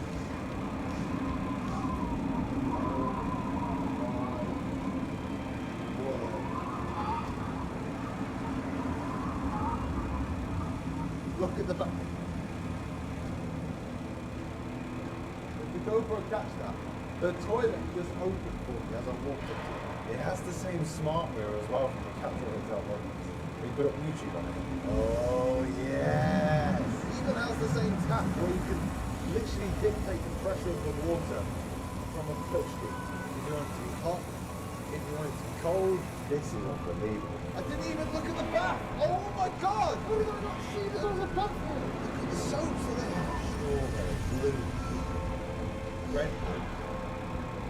There's literally, this is literally Red Bull soap. Oh my god. This smells of Red Bull. That's horrible. It's still really cool. and then I noticed the toilet didn't go on, just open. So yeah, that's a good image. The toilet does that. I don't think I've ever seen a bathroom like this before in my life. It has the perfect mix of tech and nature that really just fits the theme of a gaming spa hotel. Genuinely might be the nicest hotel toilet I've ever seen in my entire life. So for first impressions, this hotel is looking honestly a lot better than its capture pod counterpart. But there is a lot more to this hotel than just the room. However, since we already went over this hotel in depth in this video here, I'm going to give a quick 45-second roundup of what you can get up to. First of all, there's a gaming zone downstairs, and although there is a couple of setups and a PS5, I think it's safe to say that everything pretty much in this room is falling apart.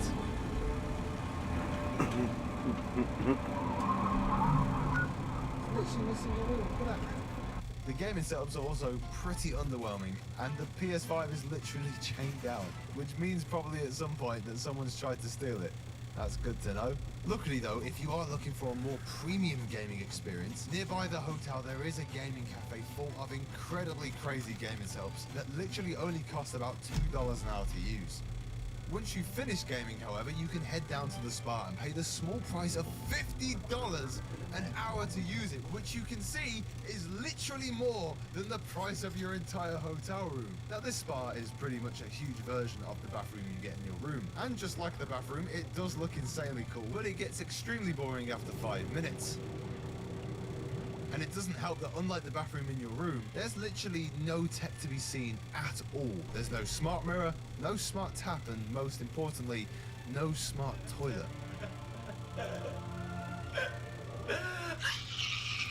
I must admit, I was pretty disappointed by the spa. So I went up to my room to see if I could get the full gaming spa experience. Oh my god.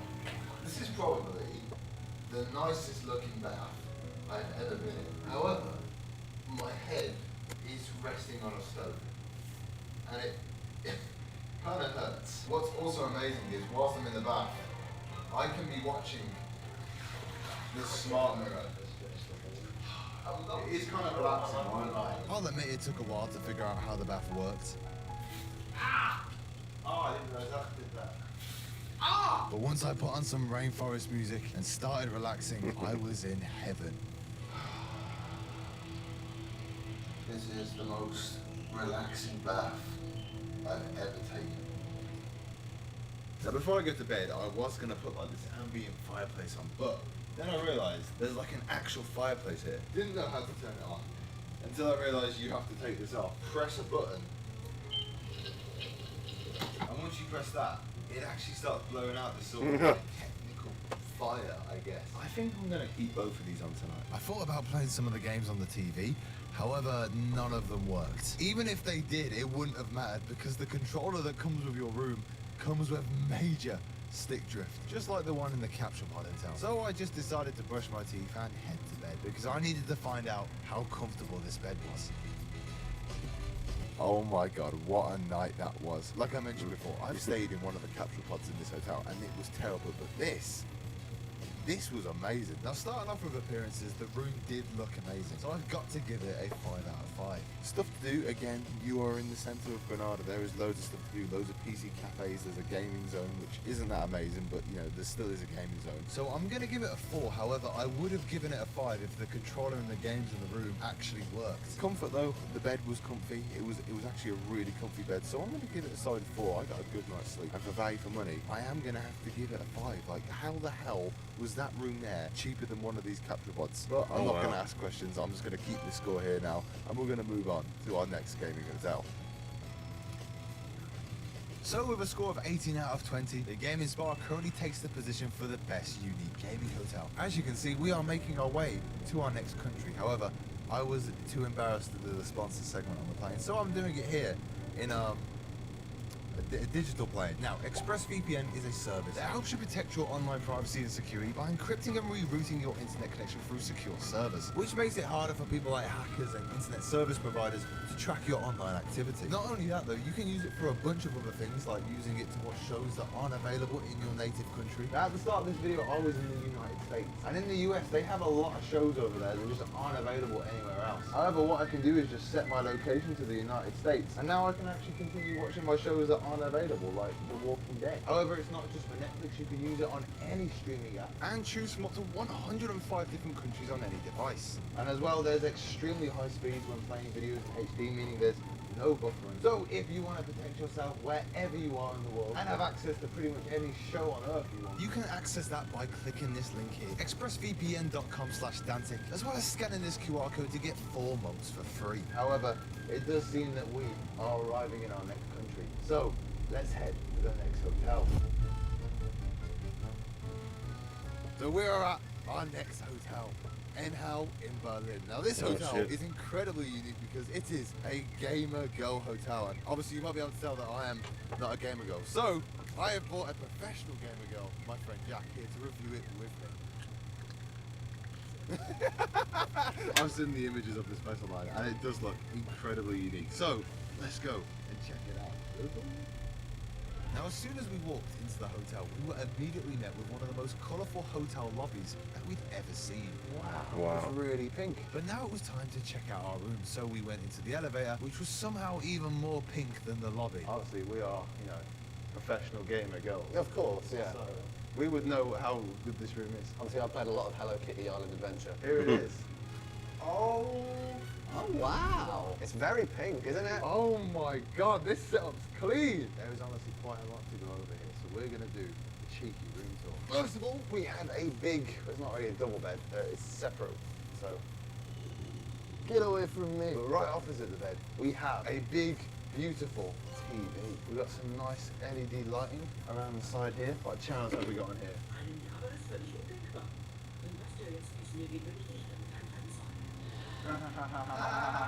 Now next to the TV there is a big shiny desk with a pink Gamer Girl phone, so you can call your Gamer Girl friends, like the one who's calling right now. Let's see who it is.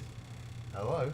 You're all right, do you want to jump on Roblox? Oh, I thought you'd never ask. You also get a pink girly pen for your little pink girly notepad and a little pink girly light. It's not pink, never mind. Okay, it turns out there's actually a pink girly light right behind it, but I just want to point your eyes over here where we have the Wow. set up, and oh my god, doesn't it get any more girly than this? Look at these pink LED lights. Very girly. Now in the game setup we have a beautiful Cherry MC membrane keyboard, a nice clicky Cherry MC mouse, and we've also got a Cherry MC gaming headset along with two monitors, and not to mention the desk. Look at that. The desk goes up and down. Look at that roof.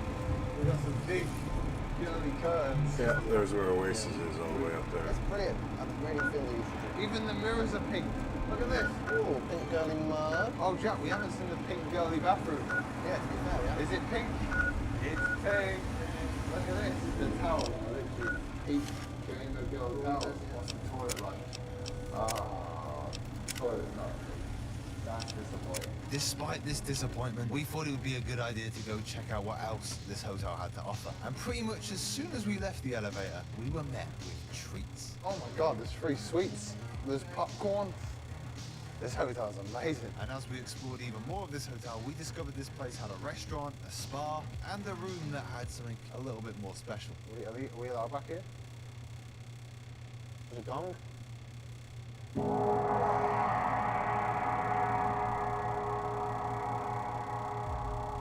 Okay, that's enough gonging. Stop gonging! The whole hotel can hear you! So now that we had basically annoyed everybody in the hotel, me and Jack thought it would be a good idea to get out and see what we could get up to in Berlin. Now, one of the first places we went to was an interactive VR place, where we were able to play some virtual Squid Game, which I guess from a bird's eye perspective looks a bit weird, but believe me, when we had those headsets on, we were locked in and took these games extremely seriously. No! Again, despite how it may have looked. After this experience, we met up with German creator Cyrad, who took us to a gaming setup museum. Oh, whoa! Where they had literal rooms from every decade of what gaming setups used to look like. Look at the size, it's got some girth on it. However, after a good few hours of exploring Berlin, I had to head back to the hotel, as there were still many more things I hadn't tested out yet. Now, you might be thinking that this little pink girly phone here is just here for decoration, but no, it's here for a special reason. You see, if I pick up the phone here and dial 2222... I will call you on this phone when I'm in front of your door. See you soon. So what I've just done right there is I've called the room service robot that is apparently coming to my room this very instant.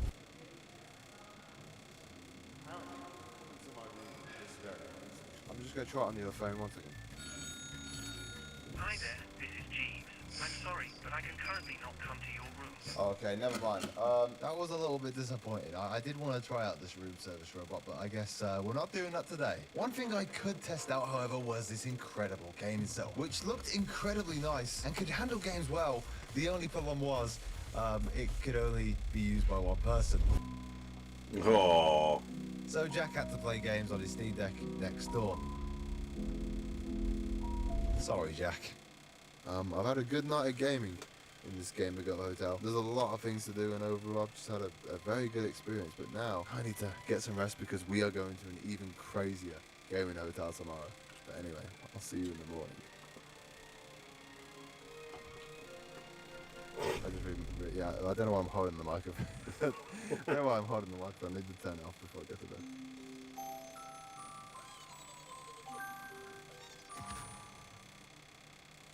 As the sun started to rise, it was clear that our time at N-Hell was coming to an end. And now the last thing to do was to leave our review.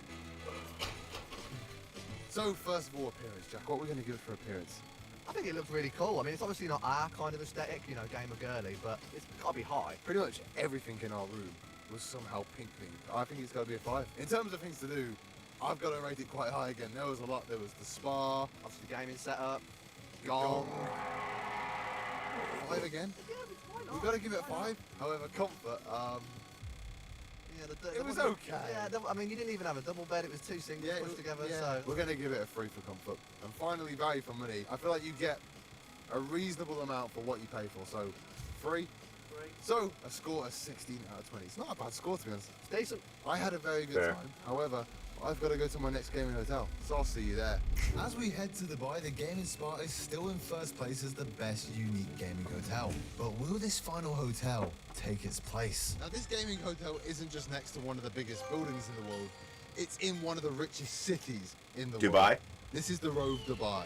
Yeah. I've got to admit, you are not going to believe the price I paid for this room. But before I reveal it, let's first see what you get for a luxury gaming hotel in Dubai. Oh my word. Look at this door. Do not disturb. Interstellar battle in in progress. Nice. Let's head in.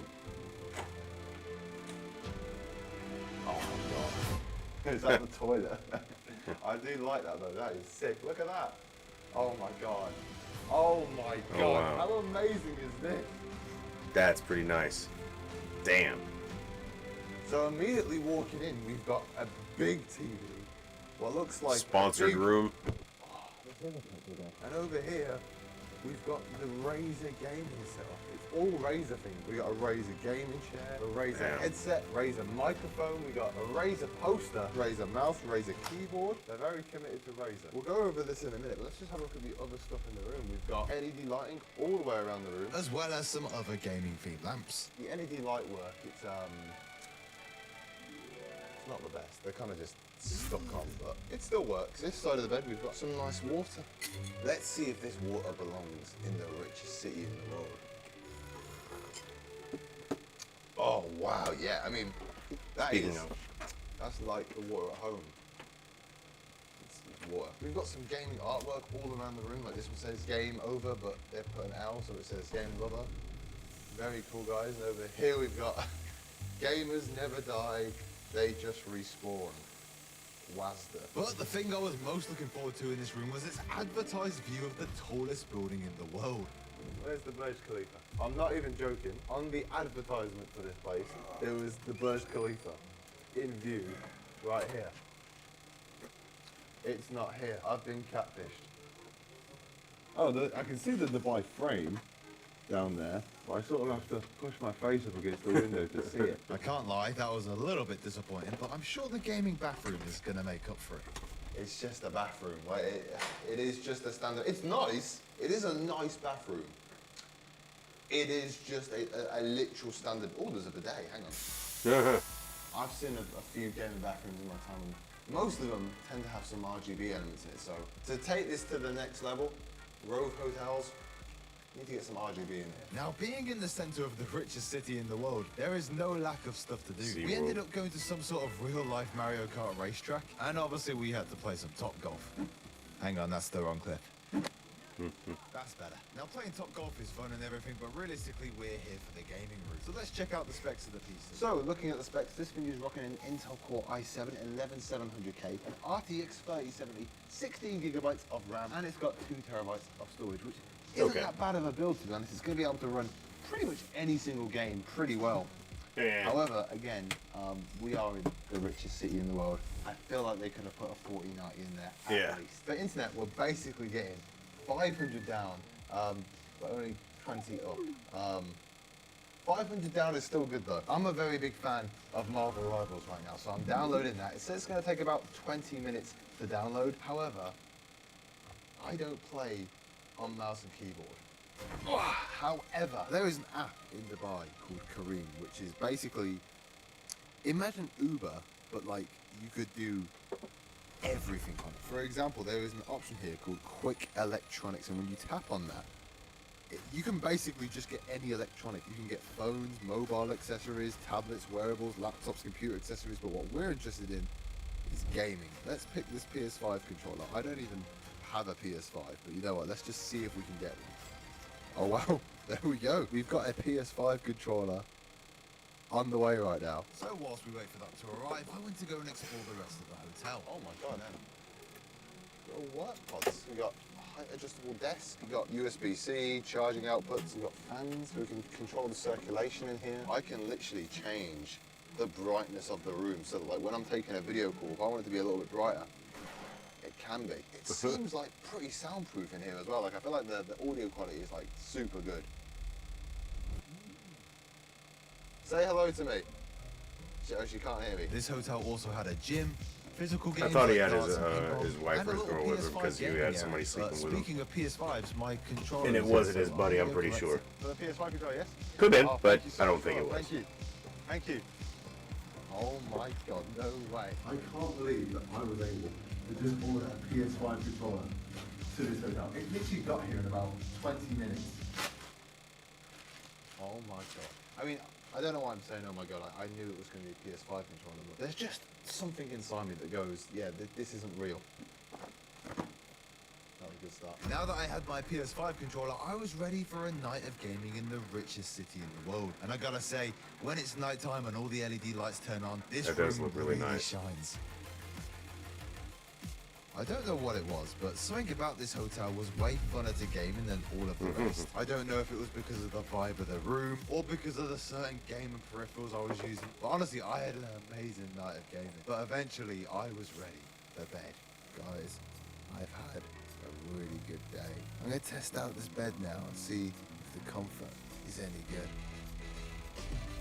Now, before I share with you the ridiculous amount that it costs to stay here for one night, let's start off this review by giving it a 3 out of 5 for appearance. At night, the room looks incredible, but there's a few things in there which I feel like they just could have done a little bit better on. In terms of things to do, you're in the center of Dubai. There are a billion things to do. It's gotta be a 5. In terms of comfort, the bed was incredibly comfy, and the gaming chair in the setup was probably the nicest one out of the whole video. So I'm gonna give it a 4. But now the moment that you've been waiting for. What was the ridiculous amount that I spent on this hotel room? Well, for one night in this hotel, in the richest city in the world, it cost me a grand total of $136. Oh, that's a not night. bad at all. That is unreal. Turns out you don't need to spend a lot to have a good gaming experience here. So for all that you can do here, the value's got to be a 5. And now that we have the final scores, it was Especially if you only extremely spend there, close, spending but a couple the nights best there, it's unique not that gaming bad. hotel was the Future Hotel Gaming How you doing? Spa.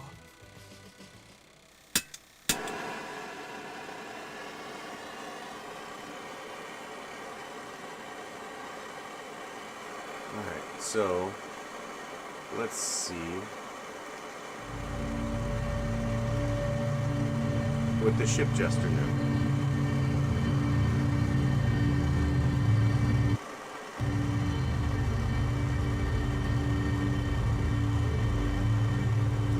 First indigenous moon landing? Holy shit.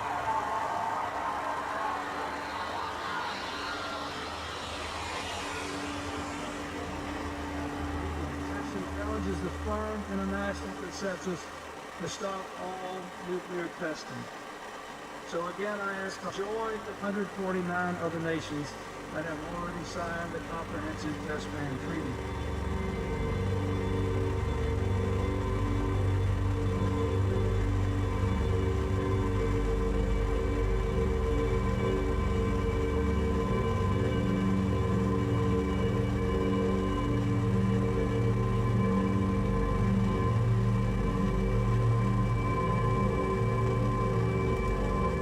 Alright, so I'm not tripping or anything. That is a TP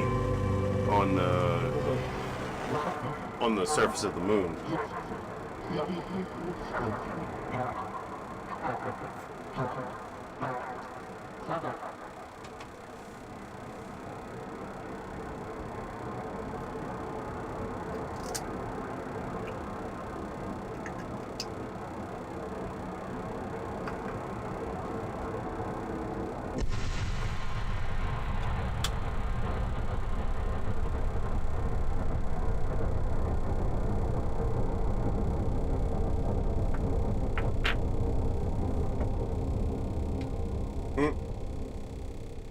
It was a French operation with major American oversight. Bill Clinton, want us down there for political leverage. He called the whole thing an Indian Cold War, and this region our sacred battleground. I personally don't believe it's the president's responsibility to stay politically correct, but it sure made it inconvenient for the rest of us at the time. The media did not enjoy that label one bit, especially that word, Indian. Suddenly we were in some mighty uncomfortable interviews with the press. He really should have called it something else, but it was the 90s, and it was Bill. Folks over at DOT had a real nice nickname for him. We'll keep that off the tape. But one thing he did take seriously was the locals. He really cared about their word. He was nice like that. Sometimes. Hell, it was his command to establish an archival team to research their belief system for any more info on the Jester. He wanted this TFMD under his control, in and out. Bill believed their story about it being the Jester's home. I didn't. None of us did. I think we all came to our wits when the submersible found the ship. Then it all clicked. There were records between Columbus and now that we clearly hadn't gotten our hands on. It was too late. Test was underway. Who knew it'd be the damn thing? Bill told me a little story about why the Jester is named the Jester, about being the entertainer on a ship or whatever. I think it's called the Ship Jester because it makes a fool out of everybody. Out of humanity. Damn thing is a big joke.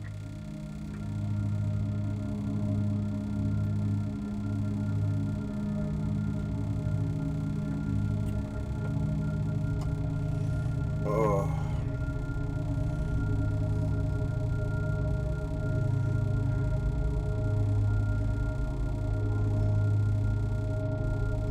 Irradiated Jester's first word? Holy shit.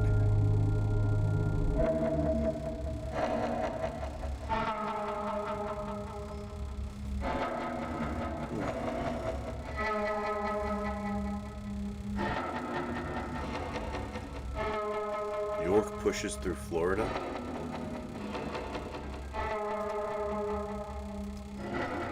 York heard tales of wild beasts.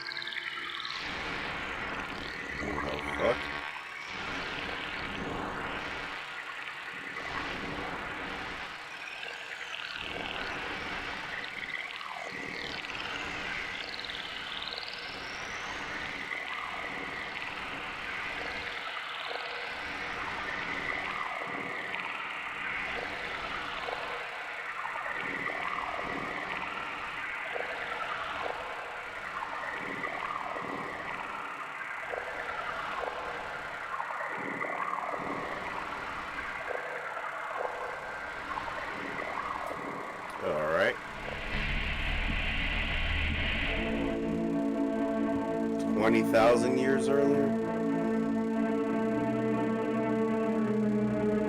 Across the waters.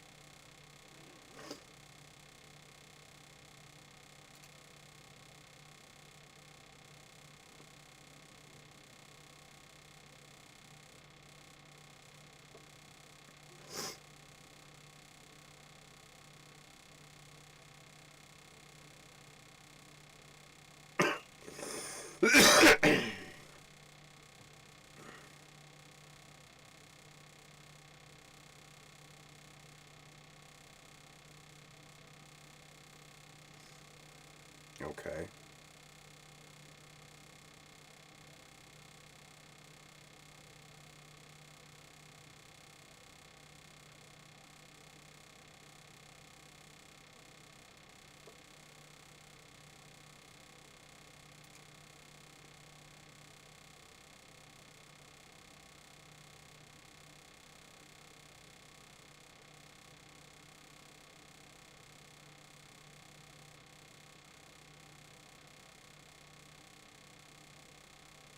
Oh yeah, yeah.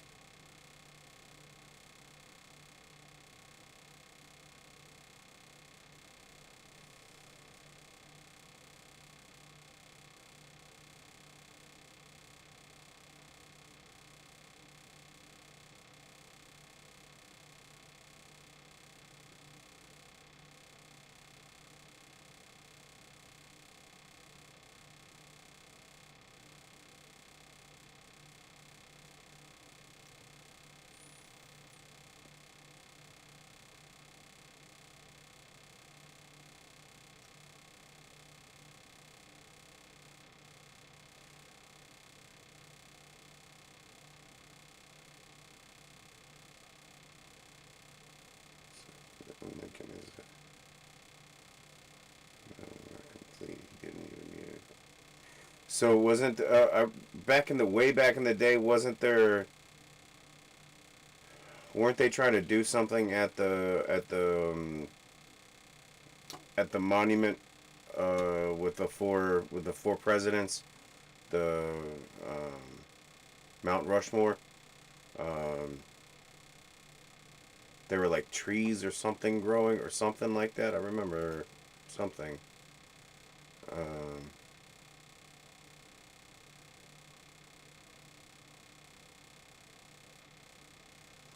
Right.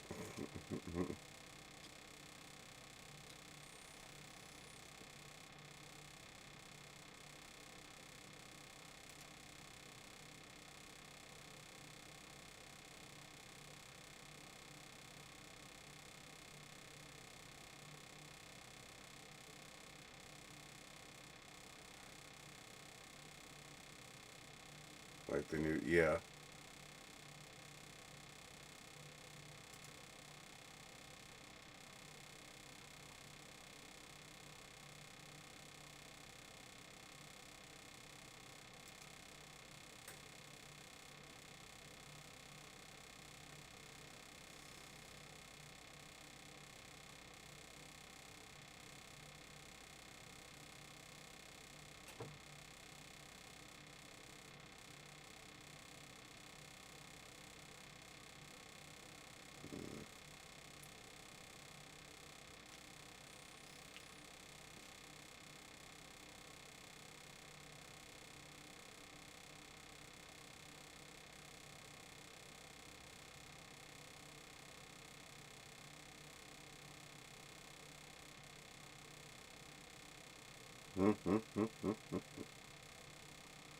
Yeah, I always thought it was part of the mythos. I mean, yeah, I don't understand everything that's going on, but definitely this is mythos stuff.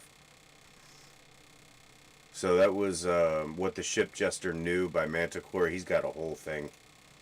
Oh, we didn't even see that one. That's why I didn't see, okay.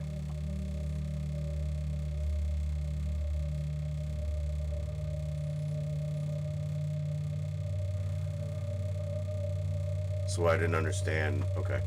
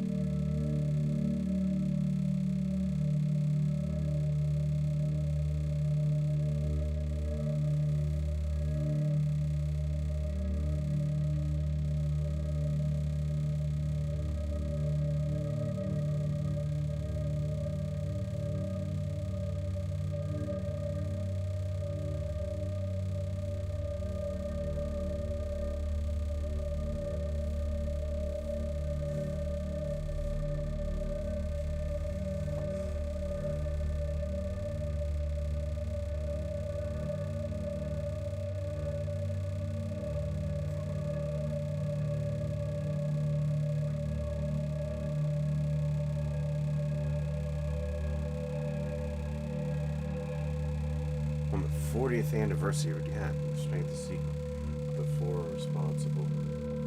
Jesus. Waited that long?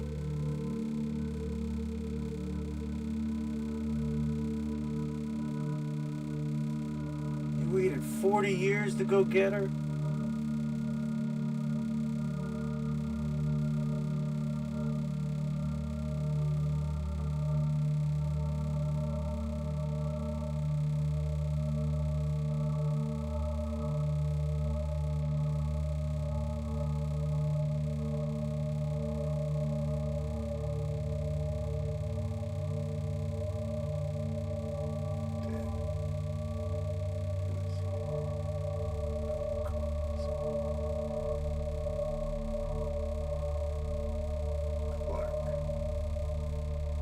Obviously dead.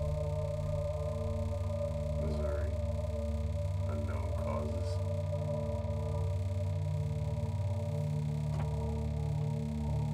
Jefferson. Alive. Florida. Disfigured.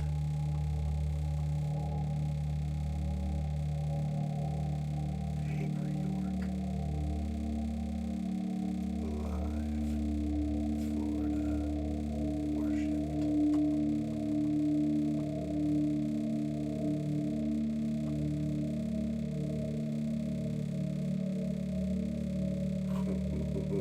What?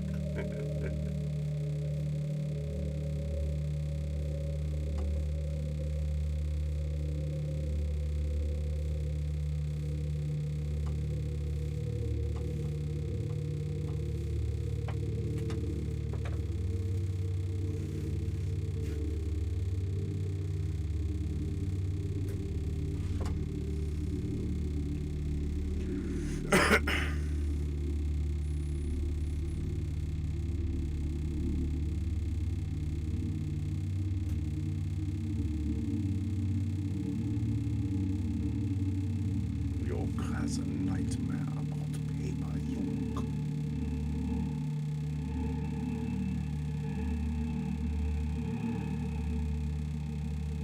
His dreams of a decapitated head guiding him through a dark museum.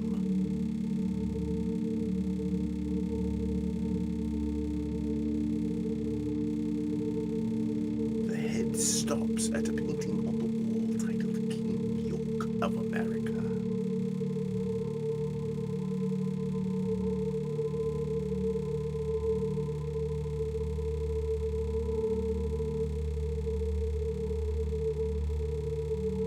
York wakes with renewed vigor. Paper York must be stopped.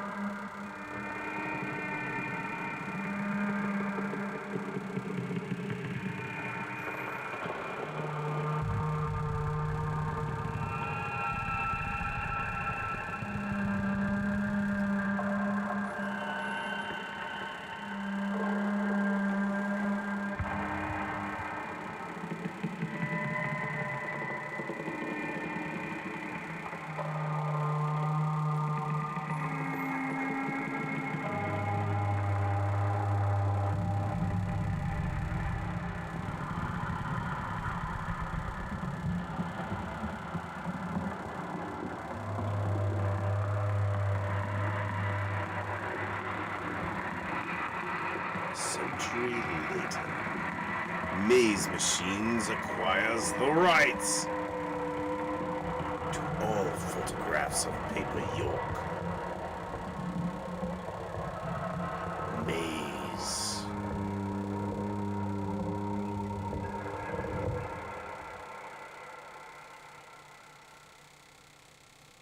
In 2025, Maze declassifies the first photograph of Paper York, 1934.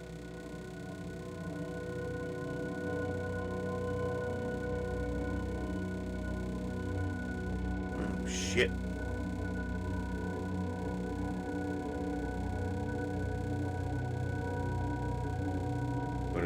special trees they talk about. Mays claims that the Paper York and all related incidents are part of the fictionalized history.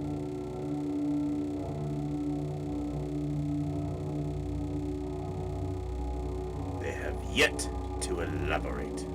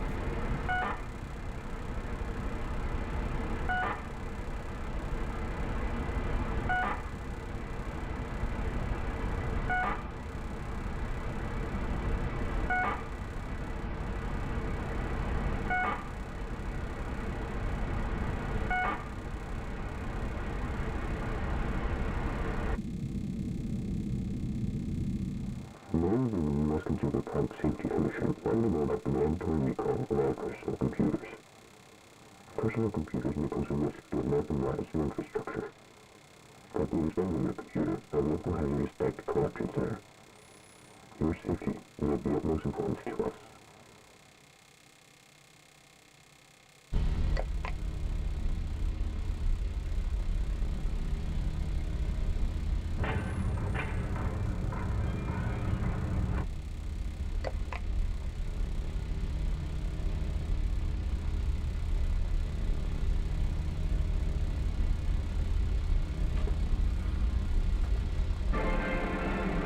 Delegation pays him this ovation and rises to its feet.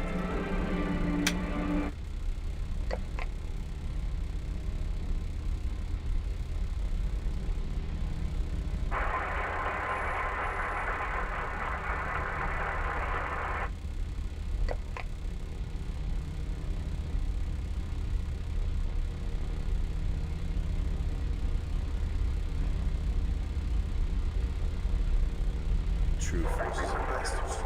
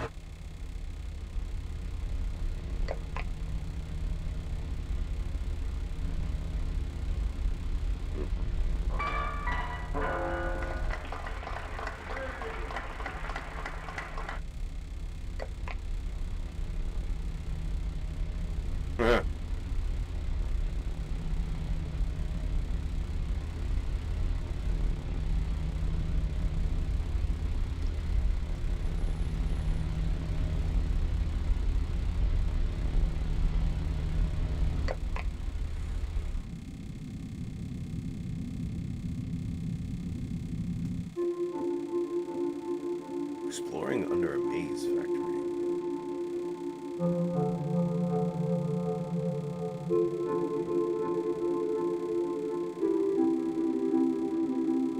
This is where Jefferson was heading, right?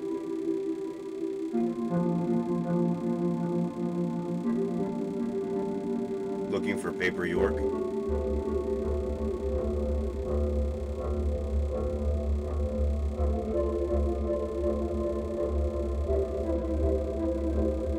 Beware the monuments, they are all connected. That's where industrial complex grows.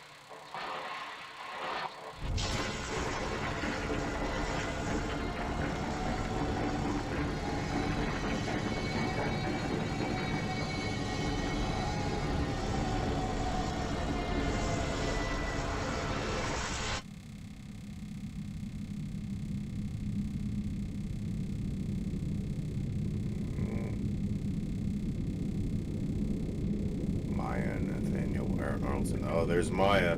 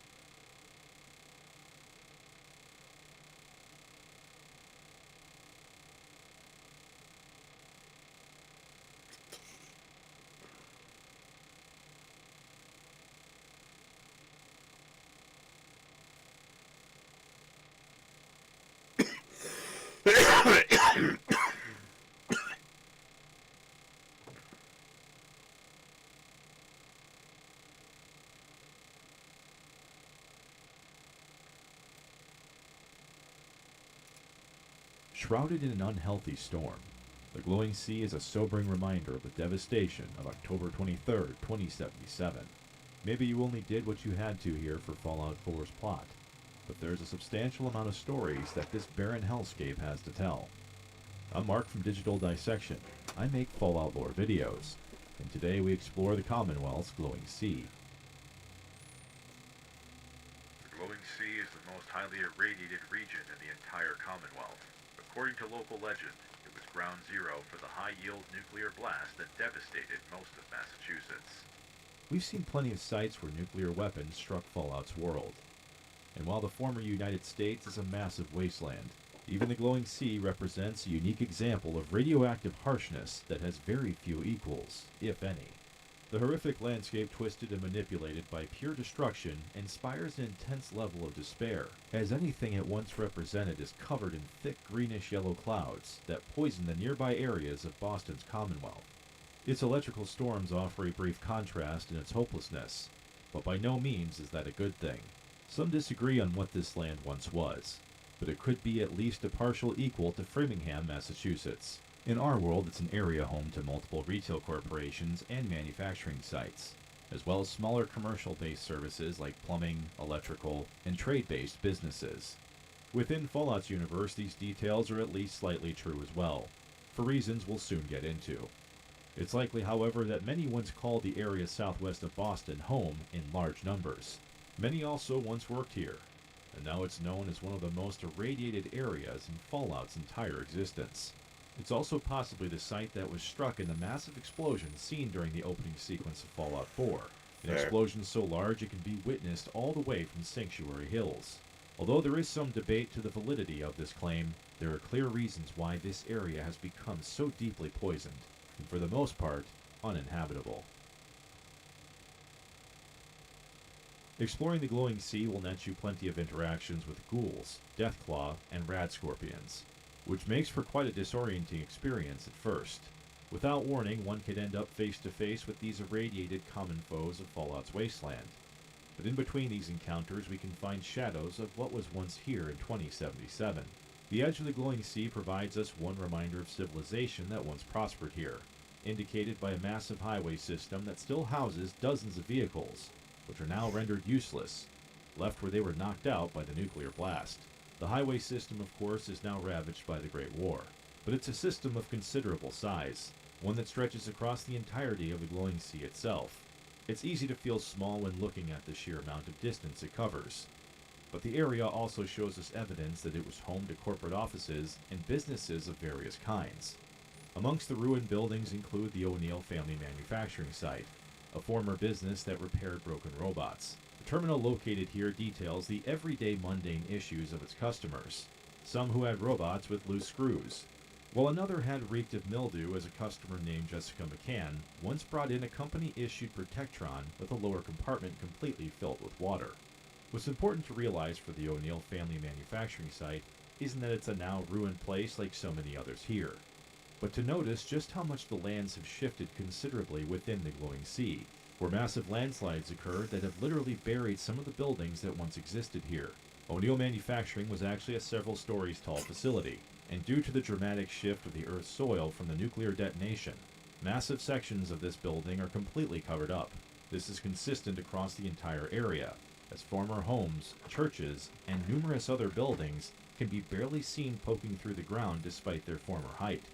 Even though we've seen the results of sites impacted by missile strikes in Fallout's world, the complete shifting of the glowing sea's orientation is breathtaking, as many of the barren landscapes that we see feel like a linear process in some set designs, but the glowing sea features a completely rearranged location in ways that are unpredictable and haunting to experience. A jarring example of the glowing sea's creation is the final resting place of the unfortunate Skylane's Flight 1665, wreckage that can be found near the southeast portion of the glowing sea, a crashed plane that serves as a reminder of the terror of Fallout's bombs dropping. Flight 1665 was approaching Boston from the south on its way to landing, but unfortunately would never arrive to its intended destination. We actually know quite a bit about the details of this last flight, as 1665's pilots made their usual communications with the airport's control tower only moments before Boston was hit by nuclear strikes around 9:47 a.m. on October 23, 2077. An exchange captured on recording devices. Hang on, Control. Damn it. Fire in left engine. We're losing power in left engine. Okay, let's put it out. Left engine to idle. We're still losing power. That's it. No power in left engine. Boston Center. Skylanes 1665 declaring an emergency. Left engine failure. We're out 15-3 at this time. Copy that, Skylanes 1665. Request emergency landing. Clearing runway 18 left. Can you make it? That's a negative, Boston Center. Losing altitude too quickly. We will not make it to runway. 1665, say again? We're going down! I repeat, we're going down! These terrifying events are confirmed by the plane's wreckage, as the left wing and its engines are no longer attached and remain where they fell to the ground, with a section of its cabin also scattered only meters away. There is a slight bit of confusion based on what remains of the doomed aircraft. A separate recording found in the plane itself, in its cockpit, details the pilot seeing the actual nuclear bombs being detonated. A light that would be so blinding it's unlikely the flight's crew would have seen anything else. Approaching Boston from the west. We've got heavy winds, but it shouldn't be a problem. Lining up for runway 2 at heading... What the hell is that? Some kind of bright light from the north!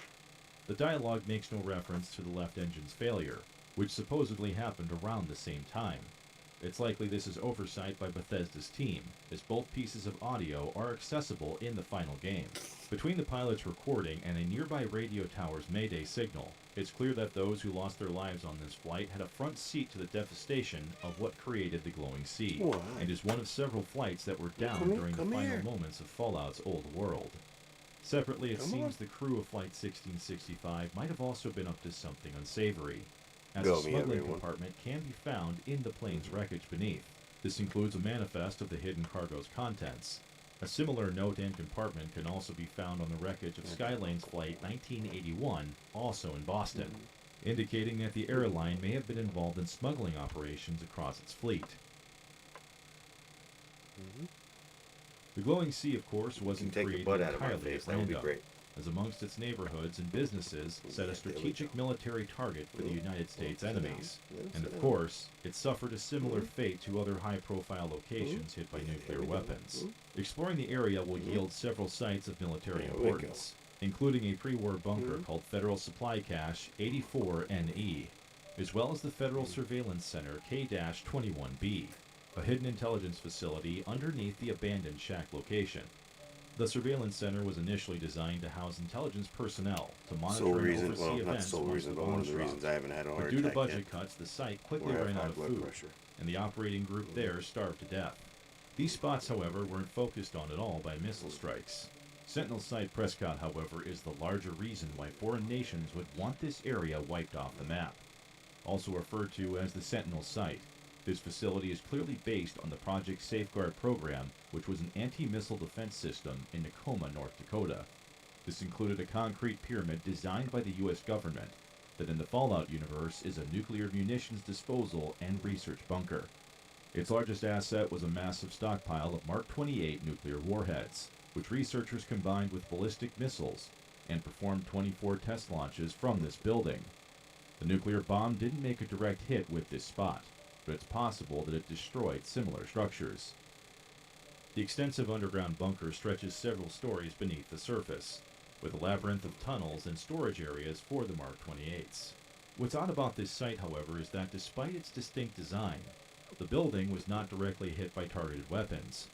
The surrounding area, however, is covered in radioactive sludge, but Sentinel Site Prescott is effectively intact for the most part, a little bit when he and gets sealed off by the when he effects gets of the scratches. outside radiation. Huh. The facility, When he gets however, the is well scratches, designed and protected as he it drools a was, little couldn't escape tragedy. The 24th test launch at the Sentinel site actually failed, causing several doors to lock within the building, and many who were impacted by the lockdown died shortly thereafter. An unfortunate group of these individuals would also go on to become feral ghouls, with many sealed far beneath the test chamber in its vast tunnel system. We do actually have a snapshot of the site's final hours, provided by Captain Mitch Dunleavy of the 132nd Engineering Corps, who was stationed here and recorded the final moments of the crew who were unable to do anything but watch the bombs fall. This is Captain Mitch Dunleavy, 132nd Engineering Corps at Sentinel Site Prescott. All lines of communication are down, and we're tracking multiple inbounds on radar. If this is a drill, we need confirmation immediately. We've got a lot of nervous soldiers over here, Command. If this is the big one, they want to head home to their families before it's too late. Some of the inbounds are getting awfully close. Wait a minute. The inbounds are splitting into multiple targets? Oh, hell. This is it, isn't it? May God have mercy on our souls. The site would later be infiltrated by the Children of Adam, and possibly the Brotherhood of Steel based on the player's choices. Despite its protection from outside effects, the Sentinel site is more of a tomb by the late 2200s, but its weaponry can help turn the tide of the conflicts held within Fallout 4's larger narrative. What might strike many as a valid question is why the glowing sea has so few equals in terms of overall destruction, the likes of which haven't been seen often in Fallout's universe. While large bombs have hit several important sites across the franchise, like the United States White House as an example, the surrounding area in DC still has somewhat even terrain, and while the capital wasteland has its fair share of troubling skies, this comes nowhere close to the Southwest Commonwealth's deathly aerial glow and electrical storms. Fortunately, there are explanations to fill in the gaps of how this hellscape was allowed to happen.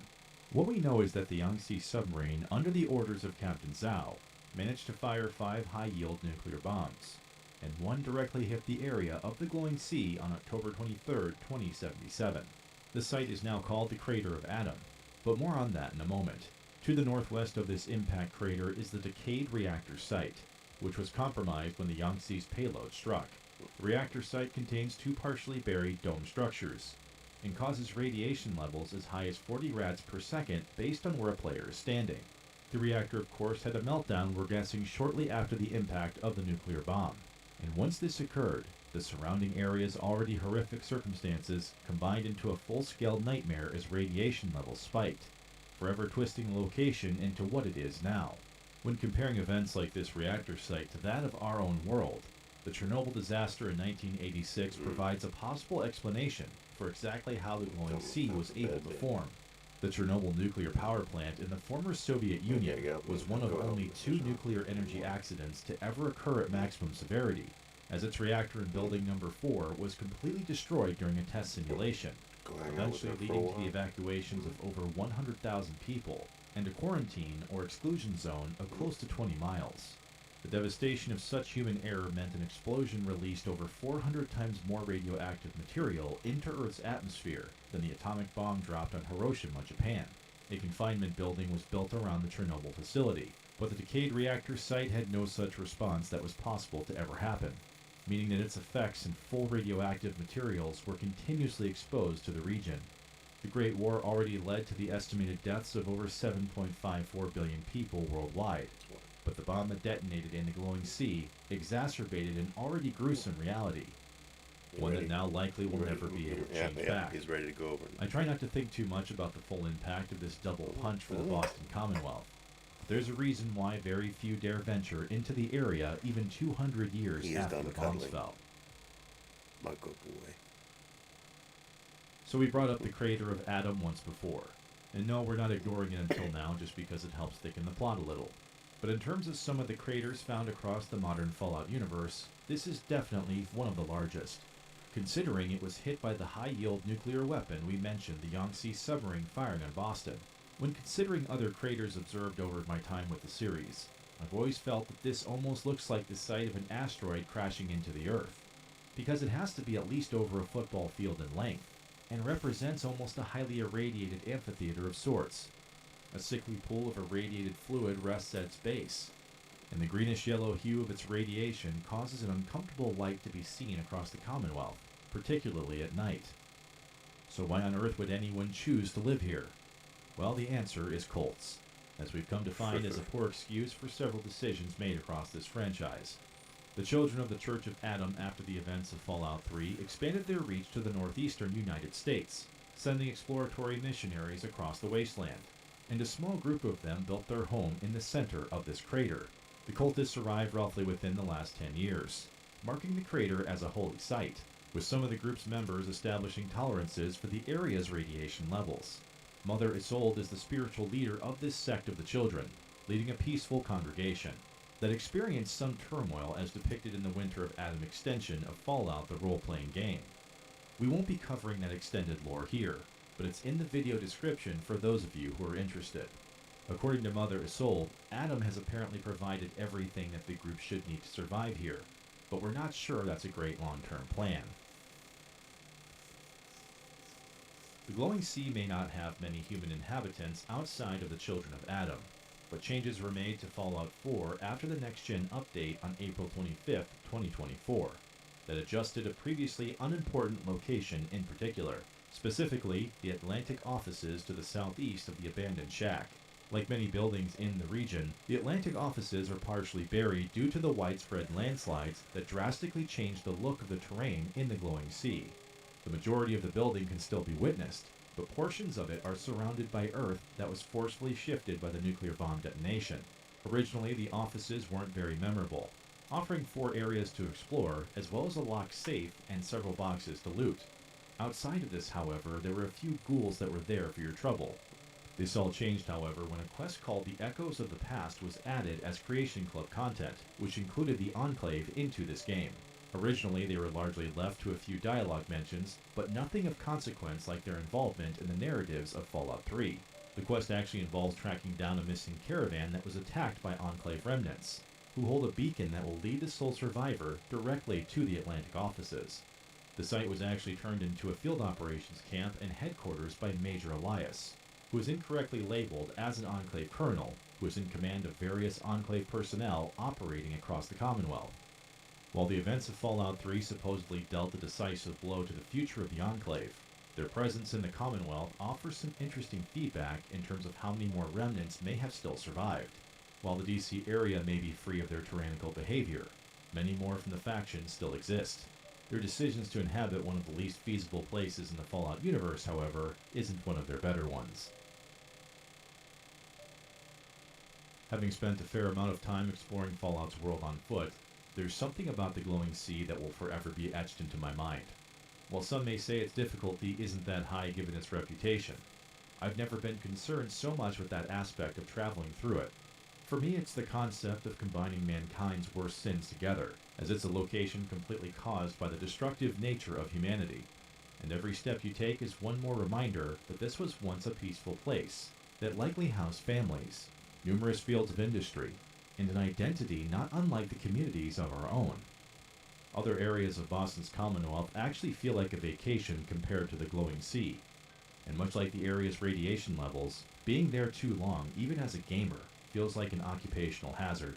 Its depressing electrical storms and radiation-enhanced rain poison the surrounding areas, a constant reminder of its ominous existence. Its designers succeeded in showcasing Fallout's old world, literally buried by years of shifting Earth. an inhospitable locale that very few have dared to traverse, and even fewer have tried to live in. The glowing sea is no longer meant for humanity to reclaim, as it has been taken by the irradiated creatures and weather systems of Fallout's new paradigm. Its twisted and unrecognizable valley of noxious pools and past wreckage only reinforce the point that what was once there will never be again. What's hard for me to wrap my head around is that the circumstances that led to its creation are concepts not far removed from our own world and current realities. And the sinking feeling of such possibilities makes visiting it that much more difficult. In a way, I'm actually relieved that I won't need to visit the glowing sea for a very long time, as witnessing its many secrets again is almost too much for one sitting.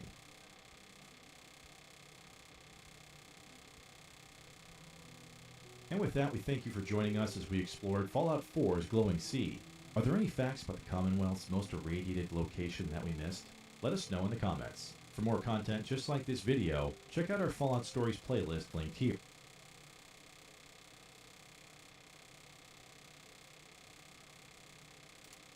Shrouded in an unhealthy storm, the glowing sea is a sobering reminder of the devastation of October.